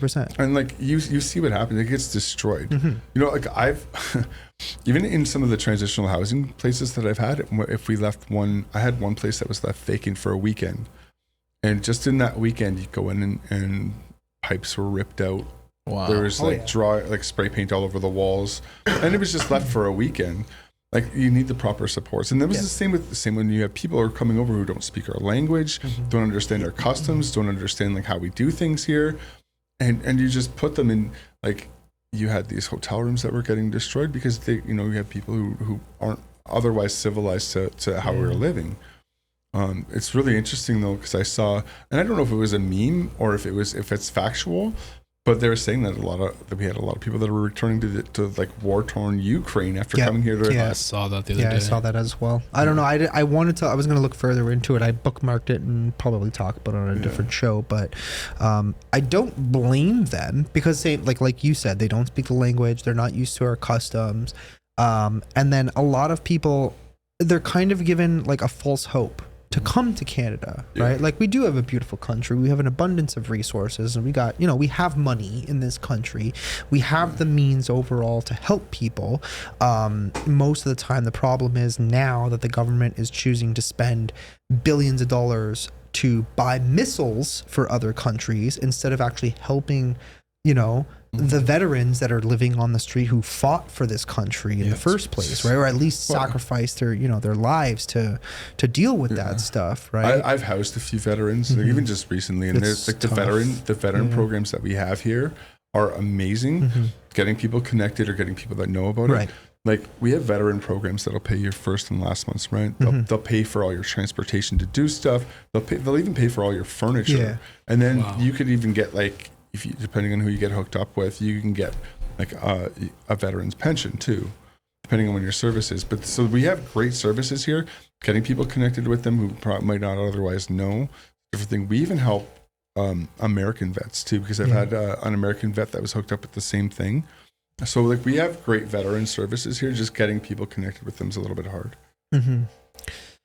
Yeah, it's I don't know what the deal is with the Ukraine thing. I just saw it online. I'm not sure if it's actually true or not, but I'm gonna look more into it too. Yeah. I don't want to just shoot from the hip on that one and just turns out to not actually really be true. But there was one question here that we had. What type of scenarios do you encounter working with homeless outreach? Is it like, can it get dangerous for you? Like, do you end up in like an encounter where maybe somebody's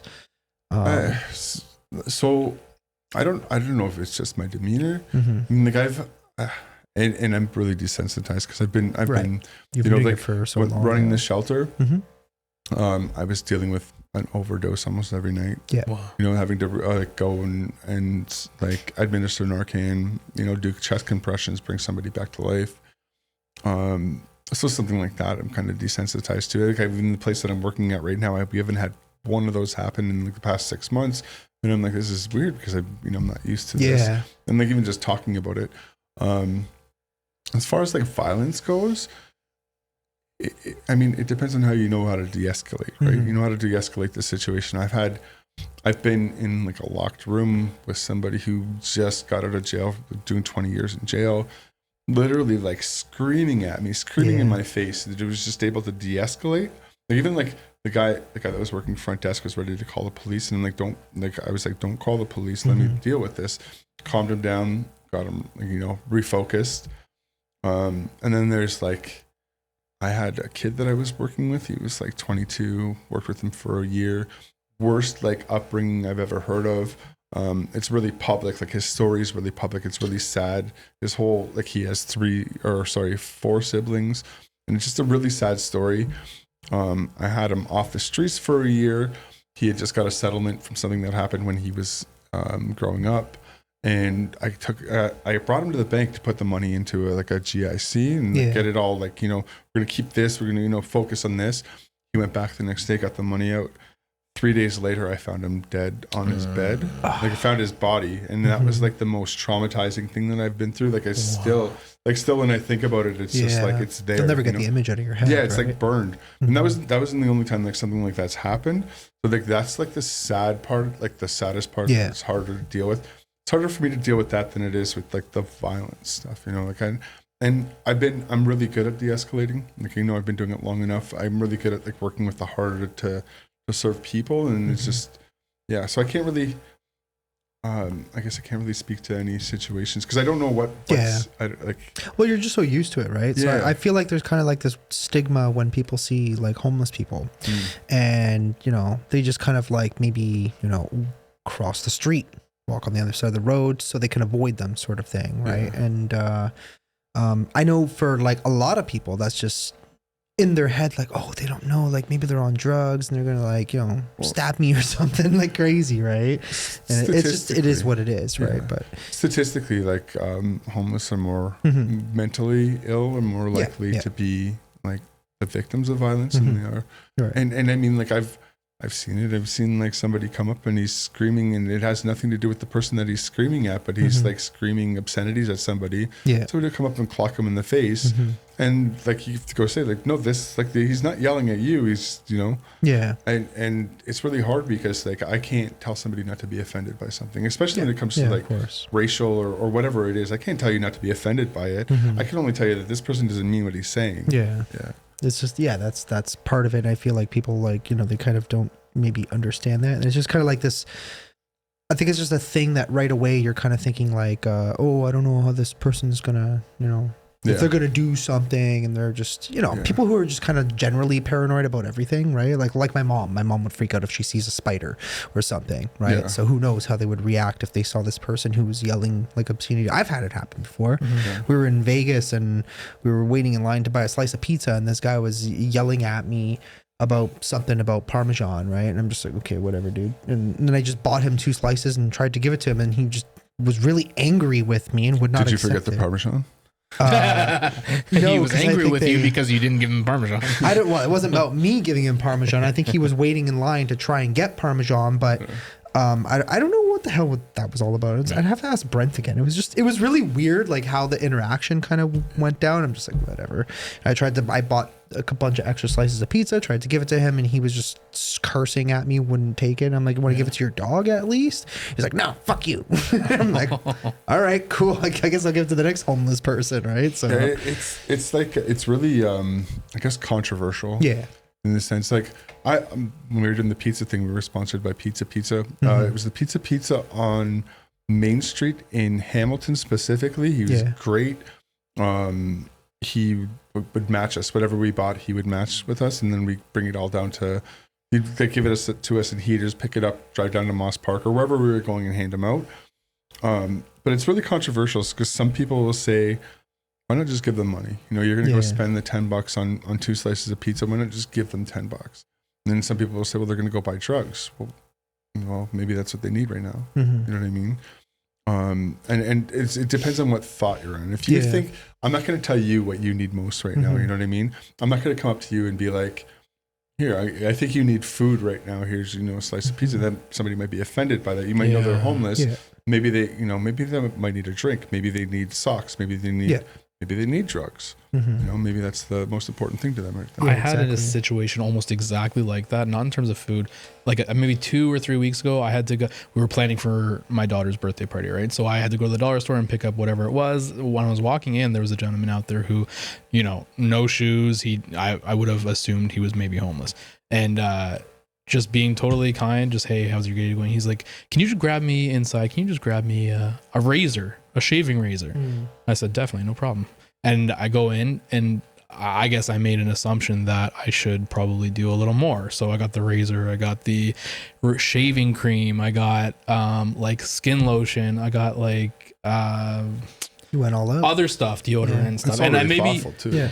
I thought so. Yeah. Good care package right there. Yeah, and total, and like, you know, just a huge bottle of water and all this stuff. And I came out, and he wasn't not grateful, but he was like, I didn't ask you for any of this, and I'm not taking it. And he wouldn't take it.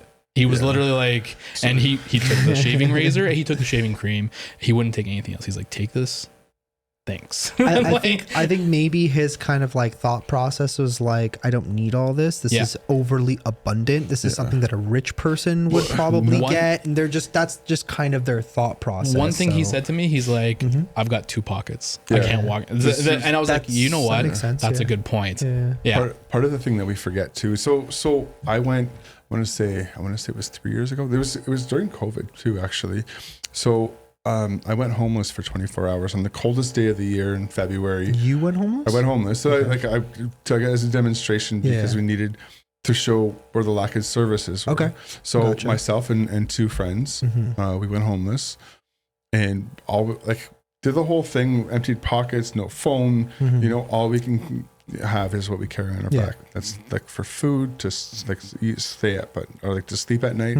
So I had a sleeping bag, I had my backpack, some water, and like just found some rubble on the ground to be able to make a bed out of it and stuff. I understand, like, carrying that stuff around all day. Like we went from like the hospital, which we went from downtown Welland to the hospital, which was about like a half-hour walk, to another like grocery store where we kind of like begged a little bit, and that I had some friends, the people that we served in Welland, that were like kind of looking out for us in a sense. But like we made this whole walk all the way around Welland, and then like came and camped out right on Main Street, right on the pavement, and stayed there with just whatever we can carry, whatever gets scavenged from the garbages and everything around us.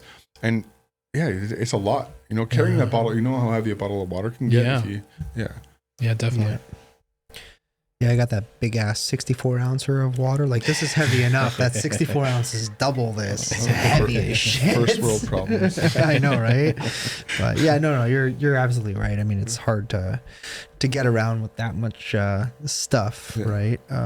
So, do you have any, just before we leave the topic, do you have any like, and I don't know, you know, if the right person would ever hear this, but do you have any tips for anyone that maybe feels like they need help, you know, for something in terms of this, like, you know, I might lose my place, I might, anything like that? Is there any kind of services they can reach out to? And so like I was talking about, so my main job right now is eviction prevention, and that's a program that I believe is running Ontario wide, if not Canada wide. So if you reach out to your local, like, we have like community cares. Okay. So most likely your local food banks would be able to put you in touch with somebody who does what I do. The programs are out there. Maybe people don't know about it, but there are people like me who will come in and either find you the resources to be able to pay your rent, or, you know, find you another apartment, or be able to negotiate with your landlord. I mean, if I've been in situations where some landlords are like, this person's a good tenant, I want to keep them, but there's this rent portion, and you know, if they miss 1 month's rent, they get so far behind, they're just like start missing more and more and more. There's hope still. I can come in and I can negotiate a repayment agreement, which is legal, or, you know, come in and negotiate with your landlord. Maybe your landlord would say, okay, like, I don't want to get somebody else in here, I just want to keep them and make sure that they get back on the right path. And that's happened quite a bit, where they'll just forgive that little bit, or figure out how to pick it up down the line. Yeah. So there are, the government does have programs. You just gotta reach out and find them. Yeah. Most likely, if you know where a food bank is, somebody at the food bank will be able to, the resources. Yeah. Food banks, shelters, maybe. Yeah. Shelters too, but like, if you're not homeless, and you might have a little more hesitation going to a shelter, but you'll know where a food bank is, and you don't have to go in to use the food bank. You could just say, look, I'm having trouble paying my rent. Do you know anybody that can help? And they'll connect you with somebody like me. That's great. Yeah. It's good that things exist. Yeah. Things like that. It's necessary. Yeah, absolutely. So I guess that kind of leads us into why you do abandoned places, right? Because I remember you told me before, I didn't know that exactly, but because you do a lot of like urban exploring, you go to a lot of abandoned places, and you told me, you're like, yeah, actually the homeless outreach is the reason why I started doing the abandoned places. You got to explain that. Yeah, this is because I was thinking about this the whole way up, because like the urbex thing is kind of like, you know, my whole other half of my identity, you know what I mean? So before I even knew urbex was a thing, we had this abandoned hospital in 2017. There's an abandoned hospital in St. Catharines, and we had a bunch of homeless people living in there. So I would go in and do outreach. I'd go in, bring supplies. You know, do you guys need anything? Do you guys, you know, anybody want housing? And I do this quite regularly, like on my own time. And I was just really interested in the building too. Like I really was really interested in just the architecture, the way the things were decaying, and just how people made it into their homes. But like my work kind of knew that I was going in there. I just started to take pictures of like the architecture and posting them, like, but at the same time that was happening, like I posted on my Instagram and realized people were like enjoying it. And we had a homeless point, it's called a point in time count, where we would count the number of homeless in the region just to get an idea of what we're working with. But there was nobody that wanted to go into the hospital. So it's like I've already been going in there. So the region asked me to bring in a couple people with me so that we can go in and meet the people in there. So I brought, you know, a couple other like caseworkers with me, and we went through, and since then I've kind of had a pass to go in some places. I guess I don't want to. Nice. Like I just show the badge, Jamie. Show the badge. During COVID, I had an actual outreach badge, and I did more exploring during COVID than ever. Yeah, you know, it was interesting going downtown Toronto when the streets were like completely empty. Yonge and Dundas, I literally parked in the middle of Yonge and Dundas and just like took pictures, and the streets were empty. Yeah. Wow. I did that in Clifton Hill, Niagara Falls, actually, with Mo. Yeah. I remember there was one day we went up, there was like maybe 2 people. Bro, how often is it that you go to Niagara Falls and there are literally 2 people apart from yourself? That's wild. So, yeah. So, it's you've been doing urbex for a while now, then, right? Since 2017. Yeah. So I guess me and you kind of started like roughly around the same time, I think. Completely different directions. So I this is the part that I was thinking about too. So like my job, like especially working with hard to serve people at the time, it's really, really stressful. So at the end of like every shift, I would literally like leave my work, go for a drive, and just like kind of chase the sun, and I'd like take pictures of sunsets and stuff. And like as I started getting more into urbex, I realized like these country roads that I'm going down, there's all these like abandoned houses. Yeah. So I was like, okay, I'm gonna start like going into some of these abandoned houses and like taking pictures, posting them. And like I think Dave, like Freaktography was the first like account that I started following that kind of made me realize that there was a community of urbexers. And then like from there, I don't know if you know Urbex Canada? Sorry, no, I'm gonna have to look it up. Abandoned Urbex Canada? No, it's not. It's a feature account. Oh, okay. It's I'm trying to remember it now. It's Nancy's the name of the girl who put it on. Canadian Urbexers or something like that. I have no idea. Anyway, so she was a feature account, and she really liked, like, she reposted a few of my pictures, and I there's a few of us because she hasn't been active. So I actually met her a few months ago. She came down to my store. I brought her exploring through like the Marineland building and stuff like that. And there's a few of us like old school explorers that got like a member of Canadian Urbex. And so that was like my first time feeling like, hey, I'm a part of this community now. And it just kind of grew from there. Yeah, I guess it's like when you first sign up for Ontario Abandoned Places, and then you realize how shitty the fucking website is. I had 2 posts on there, just not to brag, but I had 2 cemeteries posted on there. That's about it. Wow. I saw that community and the drama in there, and it's not right. No thanks. But no, it's kind of cool. Yeah, apart from the drama and like the abandoned community, I guess like you said, we're kind of like headed in 2 different directions. I mean. somewhat similar, but somewhat different at the same time. Because for me, I kind of obviously focus more on the paranormal. Well, this is an escape for me. So like the whole process of everything, like I used to rock climb. I was climbing like just boulder, I guess. And I was climbing at the gorge, climbing out of the gorge rather than taking the stairs. I climbed the wall out. I was at the top of the wall, and a piece of the wall came loose, like a big boulder, and I fell. I broke my leg. So I haven't been able to climb the same since then. So exploring abandoned buildings, especially on my own, kind of took over that feeling. You know, where you get into a place and you can't really think of anything else but being in that place. And then like now, just I've adapted like taking all the pictures, and then like my like meditation or my relaxation is like editing those pictures afterwards.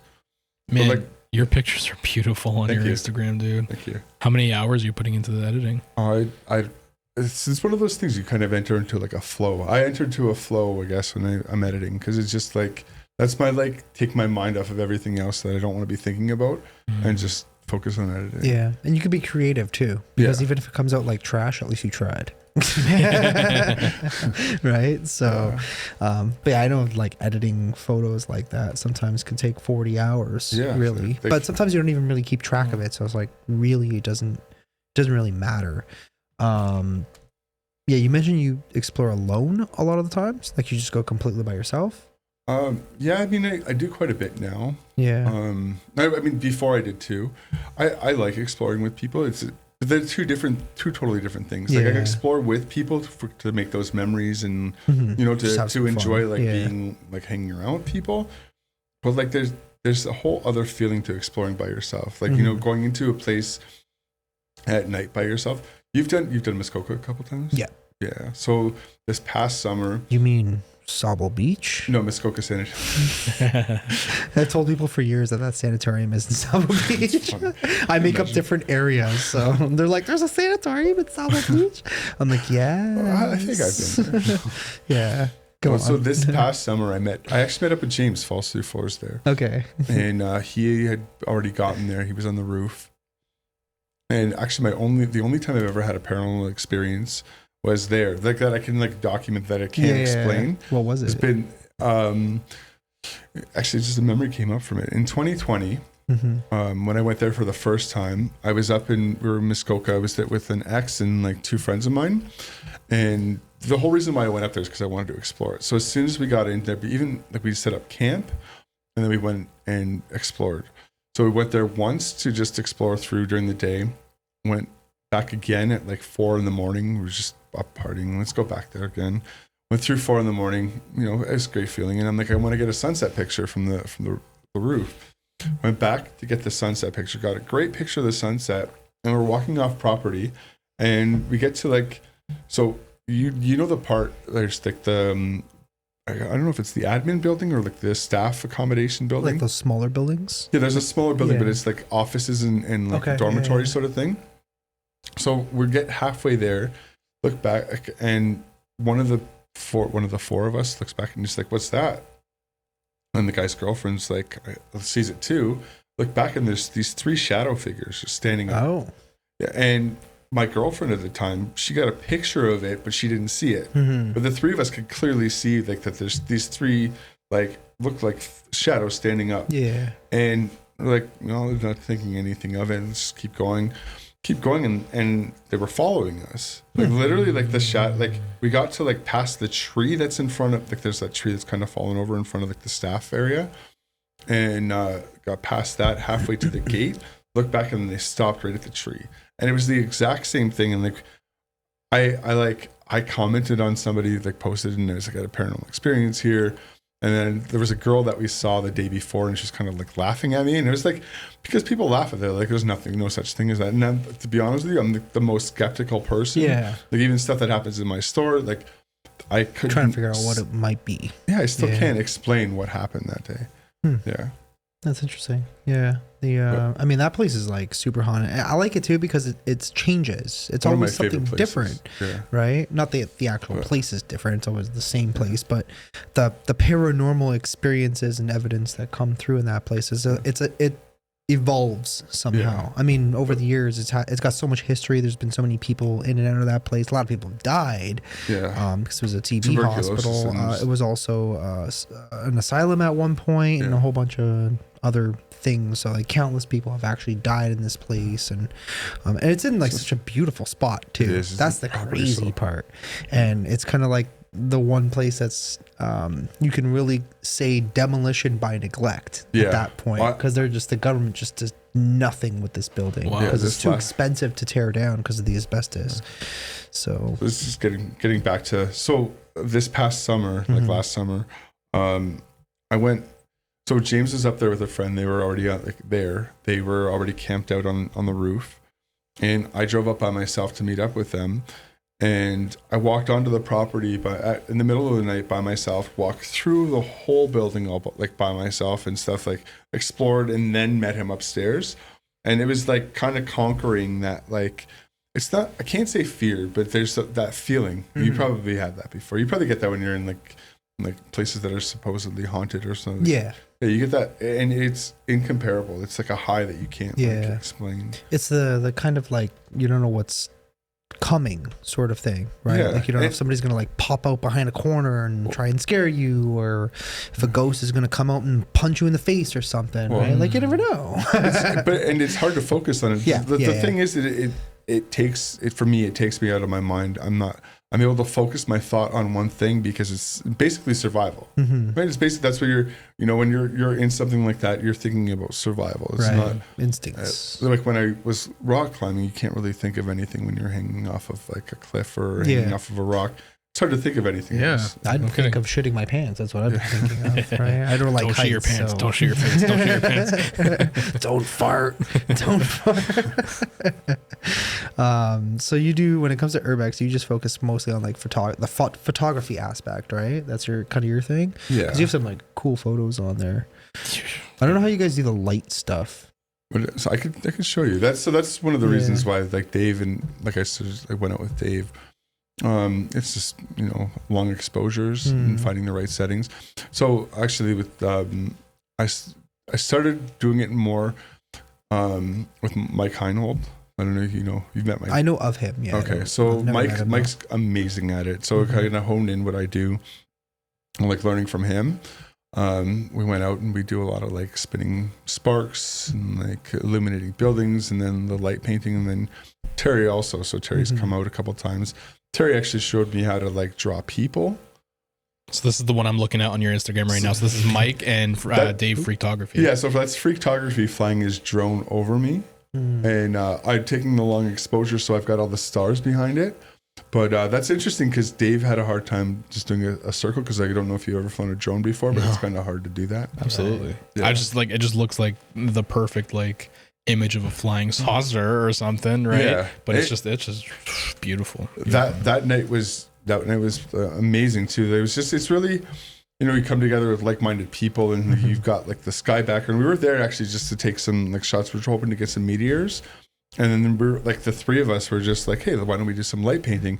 That same night we got a shot where there was like a transport truck down the street coming, and somehow we were doing. Oh, sorry. No, just grab the link for me so I can bring it up. Gotcha. Yeah. No, we were doing a shot where we did some light painting on the street. There was all three of us, and the way that we captured it, we had a transport truck come through the light painting that we did. So we had like two circles and then like something in the middle, and yeah, we had a transport truck lights coming through it. Yeah, there it is. Yeah, Dang, that's cool. yeah. It is cool.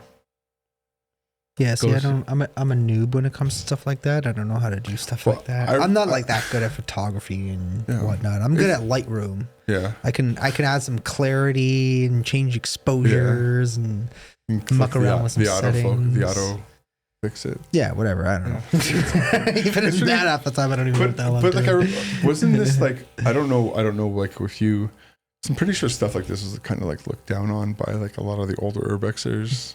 What stuff? Like the light painting and Who cares? no, it used to be, but now they're like, everybody's all interested in it. So it's Yeah, I mean, whatever, man. Whatever people are into, who cares, right? Yeah. I mean, dude, if you're doing this like recreationally and you're not like seriously making money out of it, then who gives a shit? Just do whatever you want to do. Yeah, that's the right? thing for me. I don't really care what the trend. I do what makes me feel. Yeah, good. that's my thing, right? You got to develop, like, if you're gonna be like an urban explorer, you got to kind of develop an I don't give a fuck attitude for a lot of things. Yeah, totally. Yeah, because I feel like you said, there's too much drama sometimes, and everybody's like, why is everybody doing this?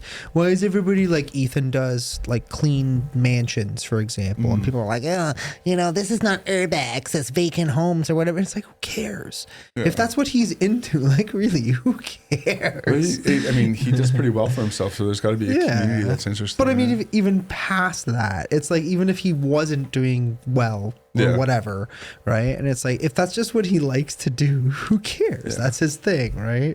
So I don't know. So do you plan on making videos, like, as YouTube? I know we were talking about it. You're like, I gotta learn how to edit and stuff. And Carlo keeps pushing. He's like, you gotta do YouTube. He's like trying to push. Yeah, Carlo's one to talk, right? Has like 4,000 videos in backlog, but like barely ever uploads. So one of the first times I explored with him was it was an abandoned grow op. And I made a joke about, this is like, because Dave will post like 10 sets of a series of, like, this is the welcome to Dave, like, Freaktography's 4th post of his 30 post series. And then welcome to, like, Carlo's, like, video that'll be released in 3 years. Exactly. That's exactly what it is. Yeah. Carlo does this thing where it's like, he'll film like nonstop and he just never uploads the videos. So he's had, when we did, so we did our road trip. I mean, like I said, we started through Niagara Falls. We stopped at J.N. Adam Memorial Hospital in Buffalo. And he's like, yeah, I have never uploaded the video. I'm like, Carlo, that was like 3 years ago. He's like, yeah, I just never uploaded the video. I'm like, okay, perfect. So why don't you combine the video from 3? Like, that's cool, right? Because no one's ever seen this footage that you released before. So you might as well just upload, like, the 3-year-old footage compared to now, sort of thing, at night or whatever, right? So I don't know. I just I thought it was so funny. I'd like to. So, like, if you go to my reels on there, I had a TikTok too, so I deleted TikTok on my phone to make room for editing pictures. I think I got like 40,000 pictures between my iCloud and my phone. Damn. Yeah. My reels. Yeah. On there. So if you go to my reels, you'll see some. Hang on. Yeah. Let me switch this. Sorry. To this. So I've used CapCut to make some stuff, and then, like, mostly just videos of me. So, like, if you doing this stuff, go down second. Right there. That one. That one right there. So that's me and Mike Heinhold. There we go. That's in the abandoned hotel. Can you explain what that is? What's the sparks? Are they just sparks? What is that? Steel wool and a whisk. Huh? Yeah. So you take steel wool, you put it into a whisk, you tie the whisk to like a leash. I have a really decent cage now because I've gone through a lot of whisks. And you just light it on fire. You can either use and then you just spin it, and those are the sparks. That's so cool. Yeah. Are you gonna go home and start doing that now? I got the stuff in my car. We can do it in the parking lot. In the parking lot. Oh boy. I've done it in worse. I did it in the theater. So I did it in the IMAX theater. Right before they tore it down, and I had people like complaining about, like, you're gonna burn the seats. Well, the seats were like covered in cement the next day. Yeah. What was your favorite explore to date so far? It's probably okay. So there's and probably like everybody you ask this probably like has different like, or the same type of thing where it's hard for them to pick. So it's between Muskoka, and like Muskoka is always going to be like one of my favorite first, because it was my first big explorer favorites. But last year, Dave and I, when we were in Quebec, we went to this abandoned hospital, and there's a part where you had to climb up into it, and we were like, it's a little too much effort. It doesn't look like the reward's going to be that great.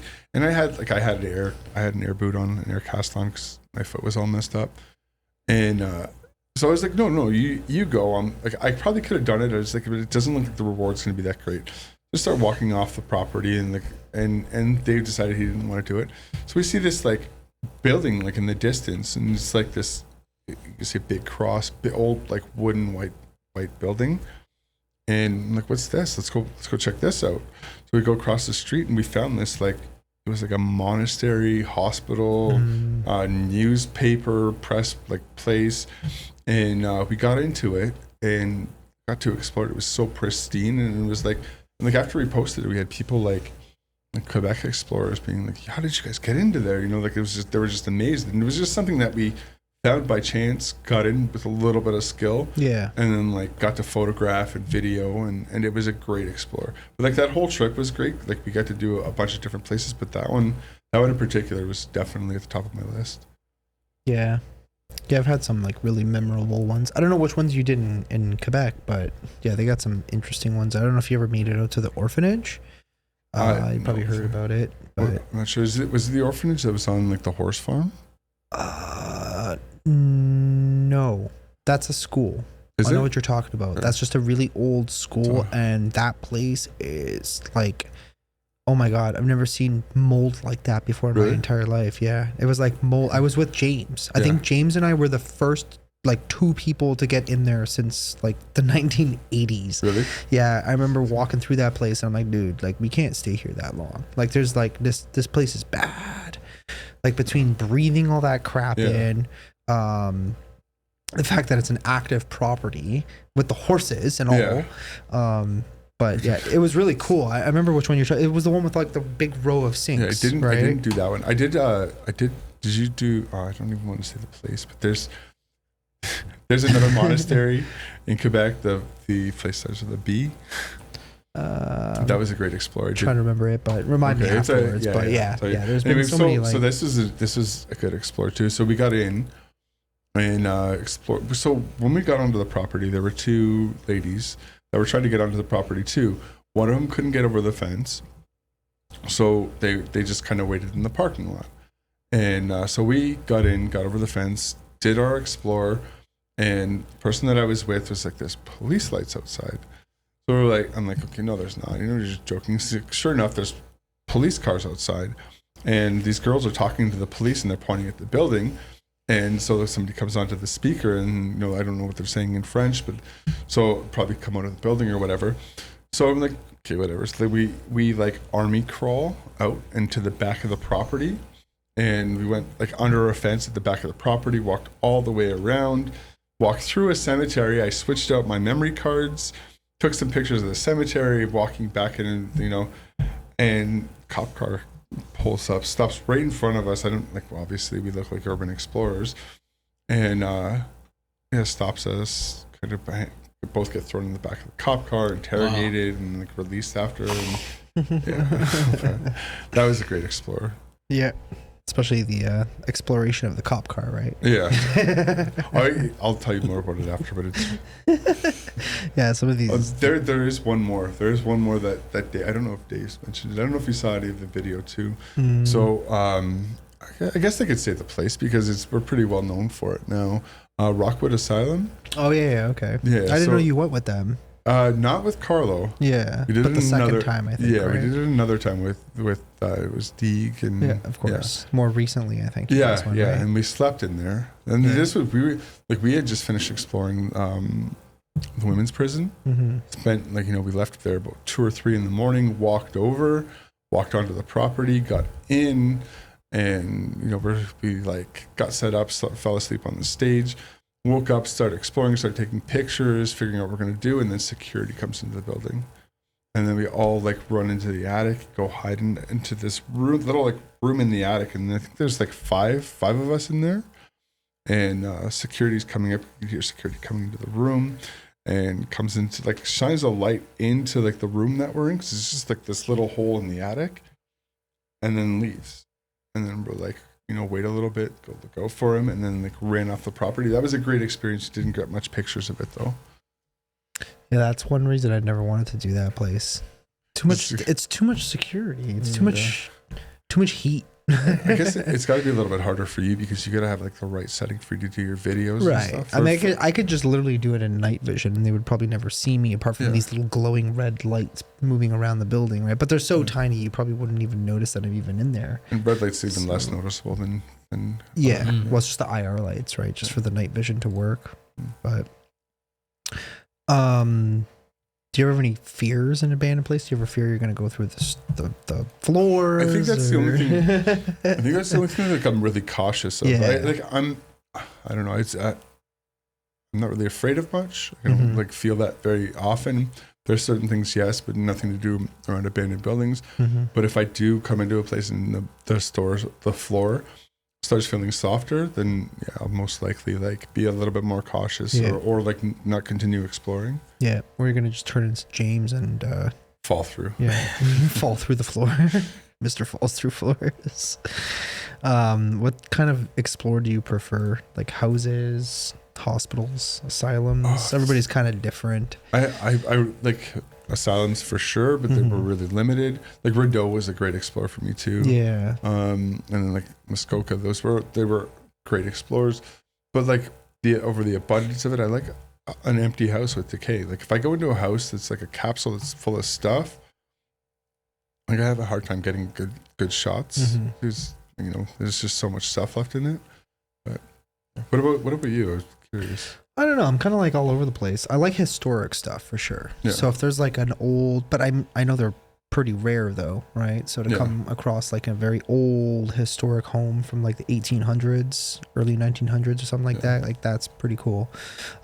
Cool old style architecture. And then I guess like asylums as well, just because sometimes there's like I've done Letchworth Village, Kings Park, stuff like that. There's a lot of stuff left behind. There's also a lot of, energy and activity going on when it comes to paranormal, which is obviously a great addition. Did you do the one in northern Quebec?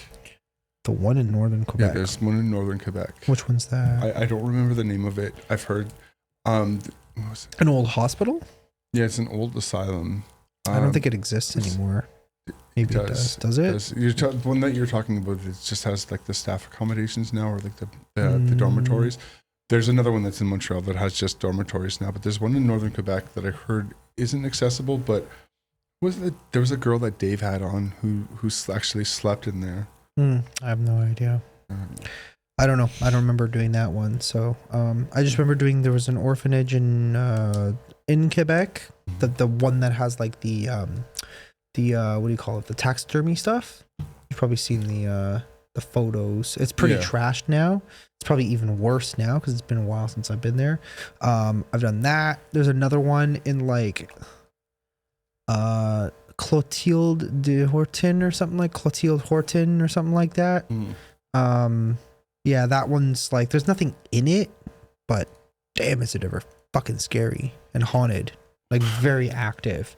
But we had to send me those because I really want to. Like, I want to go to some place that people have confirmed like experiencing stuff in, and I want to go like try and experience it for myself. Yeah, that one was. Well, it's. I mean, the owner kind of watches it because they live on the same property, and the guy's kind of a jackass. I mean, he's Quebecois, so what else is new? Yeah. But yeah, there's a few. There's Doria. I think only the school. I've done Doria. Yeah, I think only the school. Doria's the one that I was saying that. Was it the school or just like the bunkers that are left? The bunkers are all gone. It's I think it's just the school. When I went there, the school was gone. Yeah. I mean, sorry, only the school is still what's left. So, but yeah, that place is pretty cool.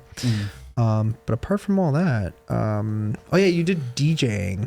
Dude, I do DJ. I've been DJing for over 20 years. Not to like 20 years. Myself. Yeah. Tell me about it. How did it start? So, I don't know how to want to age myself over this. There were a lot of like really popular after hours in my area, and I used to go to them religiously. And then once they passed bylaws like banning after hours, we're kind of looking for a place where we can go and kind of like a Footloose story. We're gonna dance still and like have music, and so we ended up getting into like a weekly at a bar downtown St. Catharines. And so we had like 4 DJs in a night. So because it was music focused, and not like how most places are. Like it was like I don't know how to explain it, but we had 4 DJs in a night rather than just having one. And nobody wanted to take the opening set. So like nobody wanted to play like 9 to 10 or 10 to 11, whatever it was. Yeah. So I was like, whatever, I will. You know, I got a controller. I was like the first person in my area to start using digital. And so I just started DJing, and I learned to do it like digitally from there. And it was interesting because I had a lot of people kind of like making fun of me that you're using digital, and now That's all it is. that's all it is. Yeah. Yeah. Yeah. It's like And- the main thing now. Yeah. And so I'm still doing it. Like I have a weekly in Welland. Every Friday I DJ, and it's not like it's my release, just like exploring is. It's what I enjoy doing it. I can go out. I don't have to worry about like, you know, everybody enjoys whatever music I play. I get free drinks and get paid to do it. So it's enjoyable. Yeah. That's cool. I thought about DJing when I was younger. Then I'm like, meh. Yeah. I already Sure. do too many things these days. I decided to learn how to play guitar instead. But yeah, that's cool. You've been like all over the map. Like you've done so many different things between exploring and your work with the homeless outreach stuff, DJing. You created a video game thing. Yeah, teaching. Yeah. You've done the neurodiverse program as Yeah. well. What was it? You said it was It was like a digital arts, so mostly like around video game design and incorporating like social programming, I Right. guess. And social programming is a harsh word to use, but like it's basically what it is. It's like social skills into Yeah. like digital media or digital arts. What made you do that? So when I started, like I said, I started out volunteering for Autism Ontario, and I went from volunteering in a very short time. I went from volunteering to like designing programs. I designed like a youth program. I designed a teen program, and they didn't have anything, and I fully designed from scratch an adult program. We had another person that was volunteering with us who was going for a digital arts thing, and we kind of came together. And I had been like certified and trained to do a bunch of like different social skills programming. And I was interested in video games, never really knew how to like design them. So I just started like hitting the books and like learning how to like do the programming, learning how to like right from the like the basics of like what which like so for like the younger kids, Yeah. there was a program where you could literally take the command and take like the trigger for the command and just like put them in blocks and like connect them. So I designed that for them, but I learned a lot about like the next step of programming, where it was like actually like writing like the language for it. And then I learned about like sandbox stuff, and then I also learned about like the different jobs there were. So, you know, like from like the scripting to like the design to like the programming. And then I learned that like, especially in like the neurodiverse world, people like they were interested in video games, but for different reasons. You know, some people were interested in the narrative, some people were interested in the art, some people thought they were interested in the art, but when they got to learn how to do it, they weren't interested in the art anymore. They wanted to get into the programming. So it was really like that, like, you know, I was really always interested in digital arts, but I was more interested in like the problem solving of like programming part of like not the programming like the digitally, but the programming part for individuals. So, yeah, That's cool. Wow. Yep.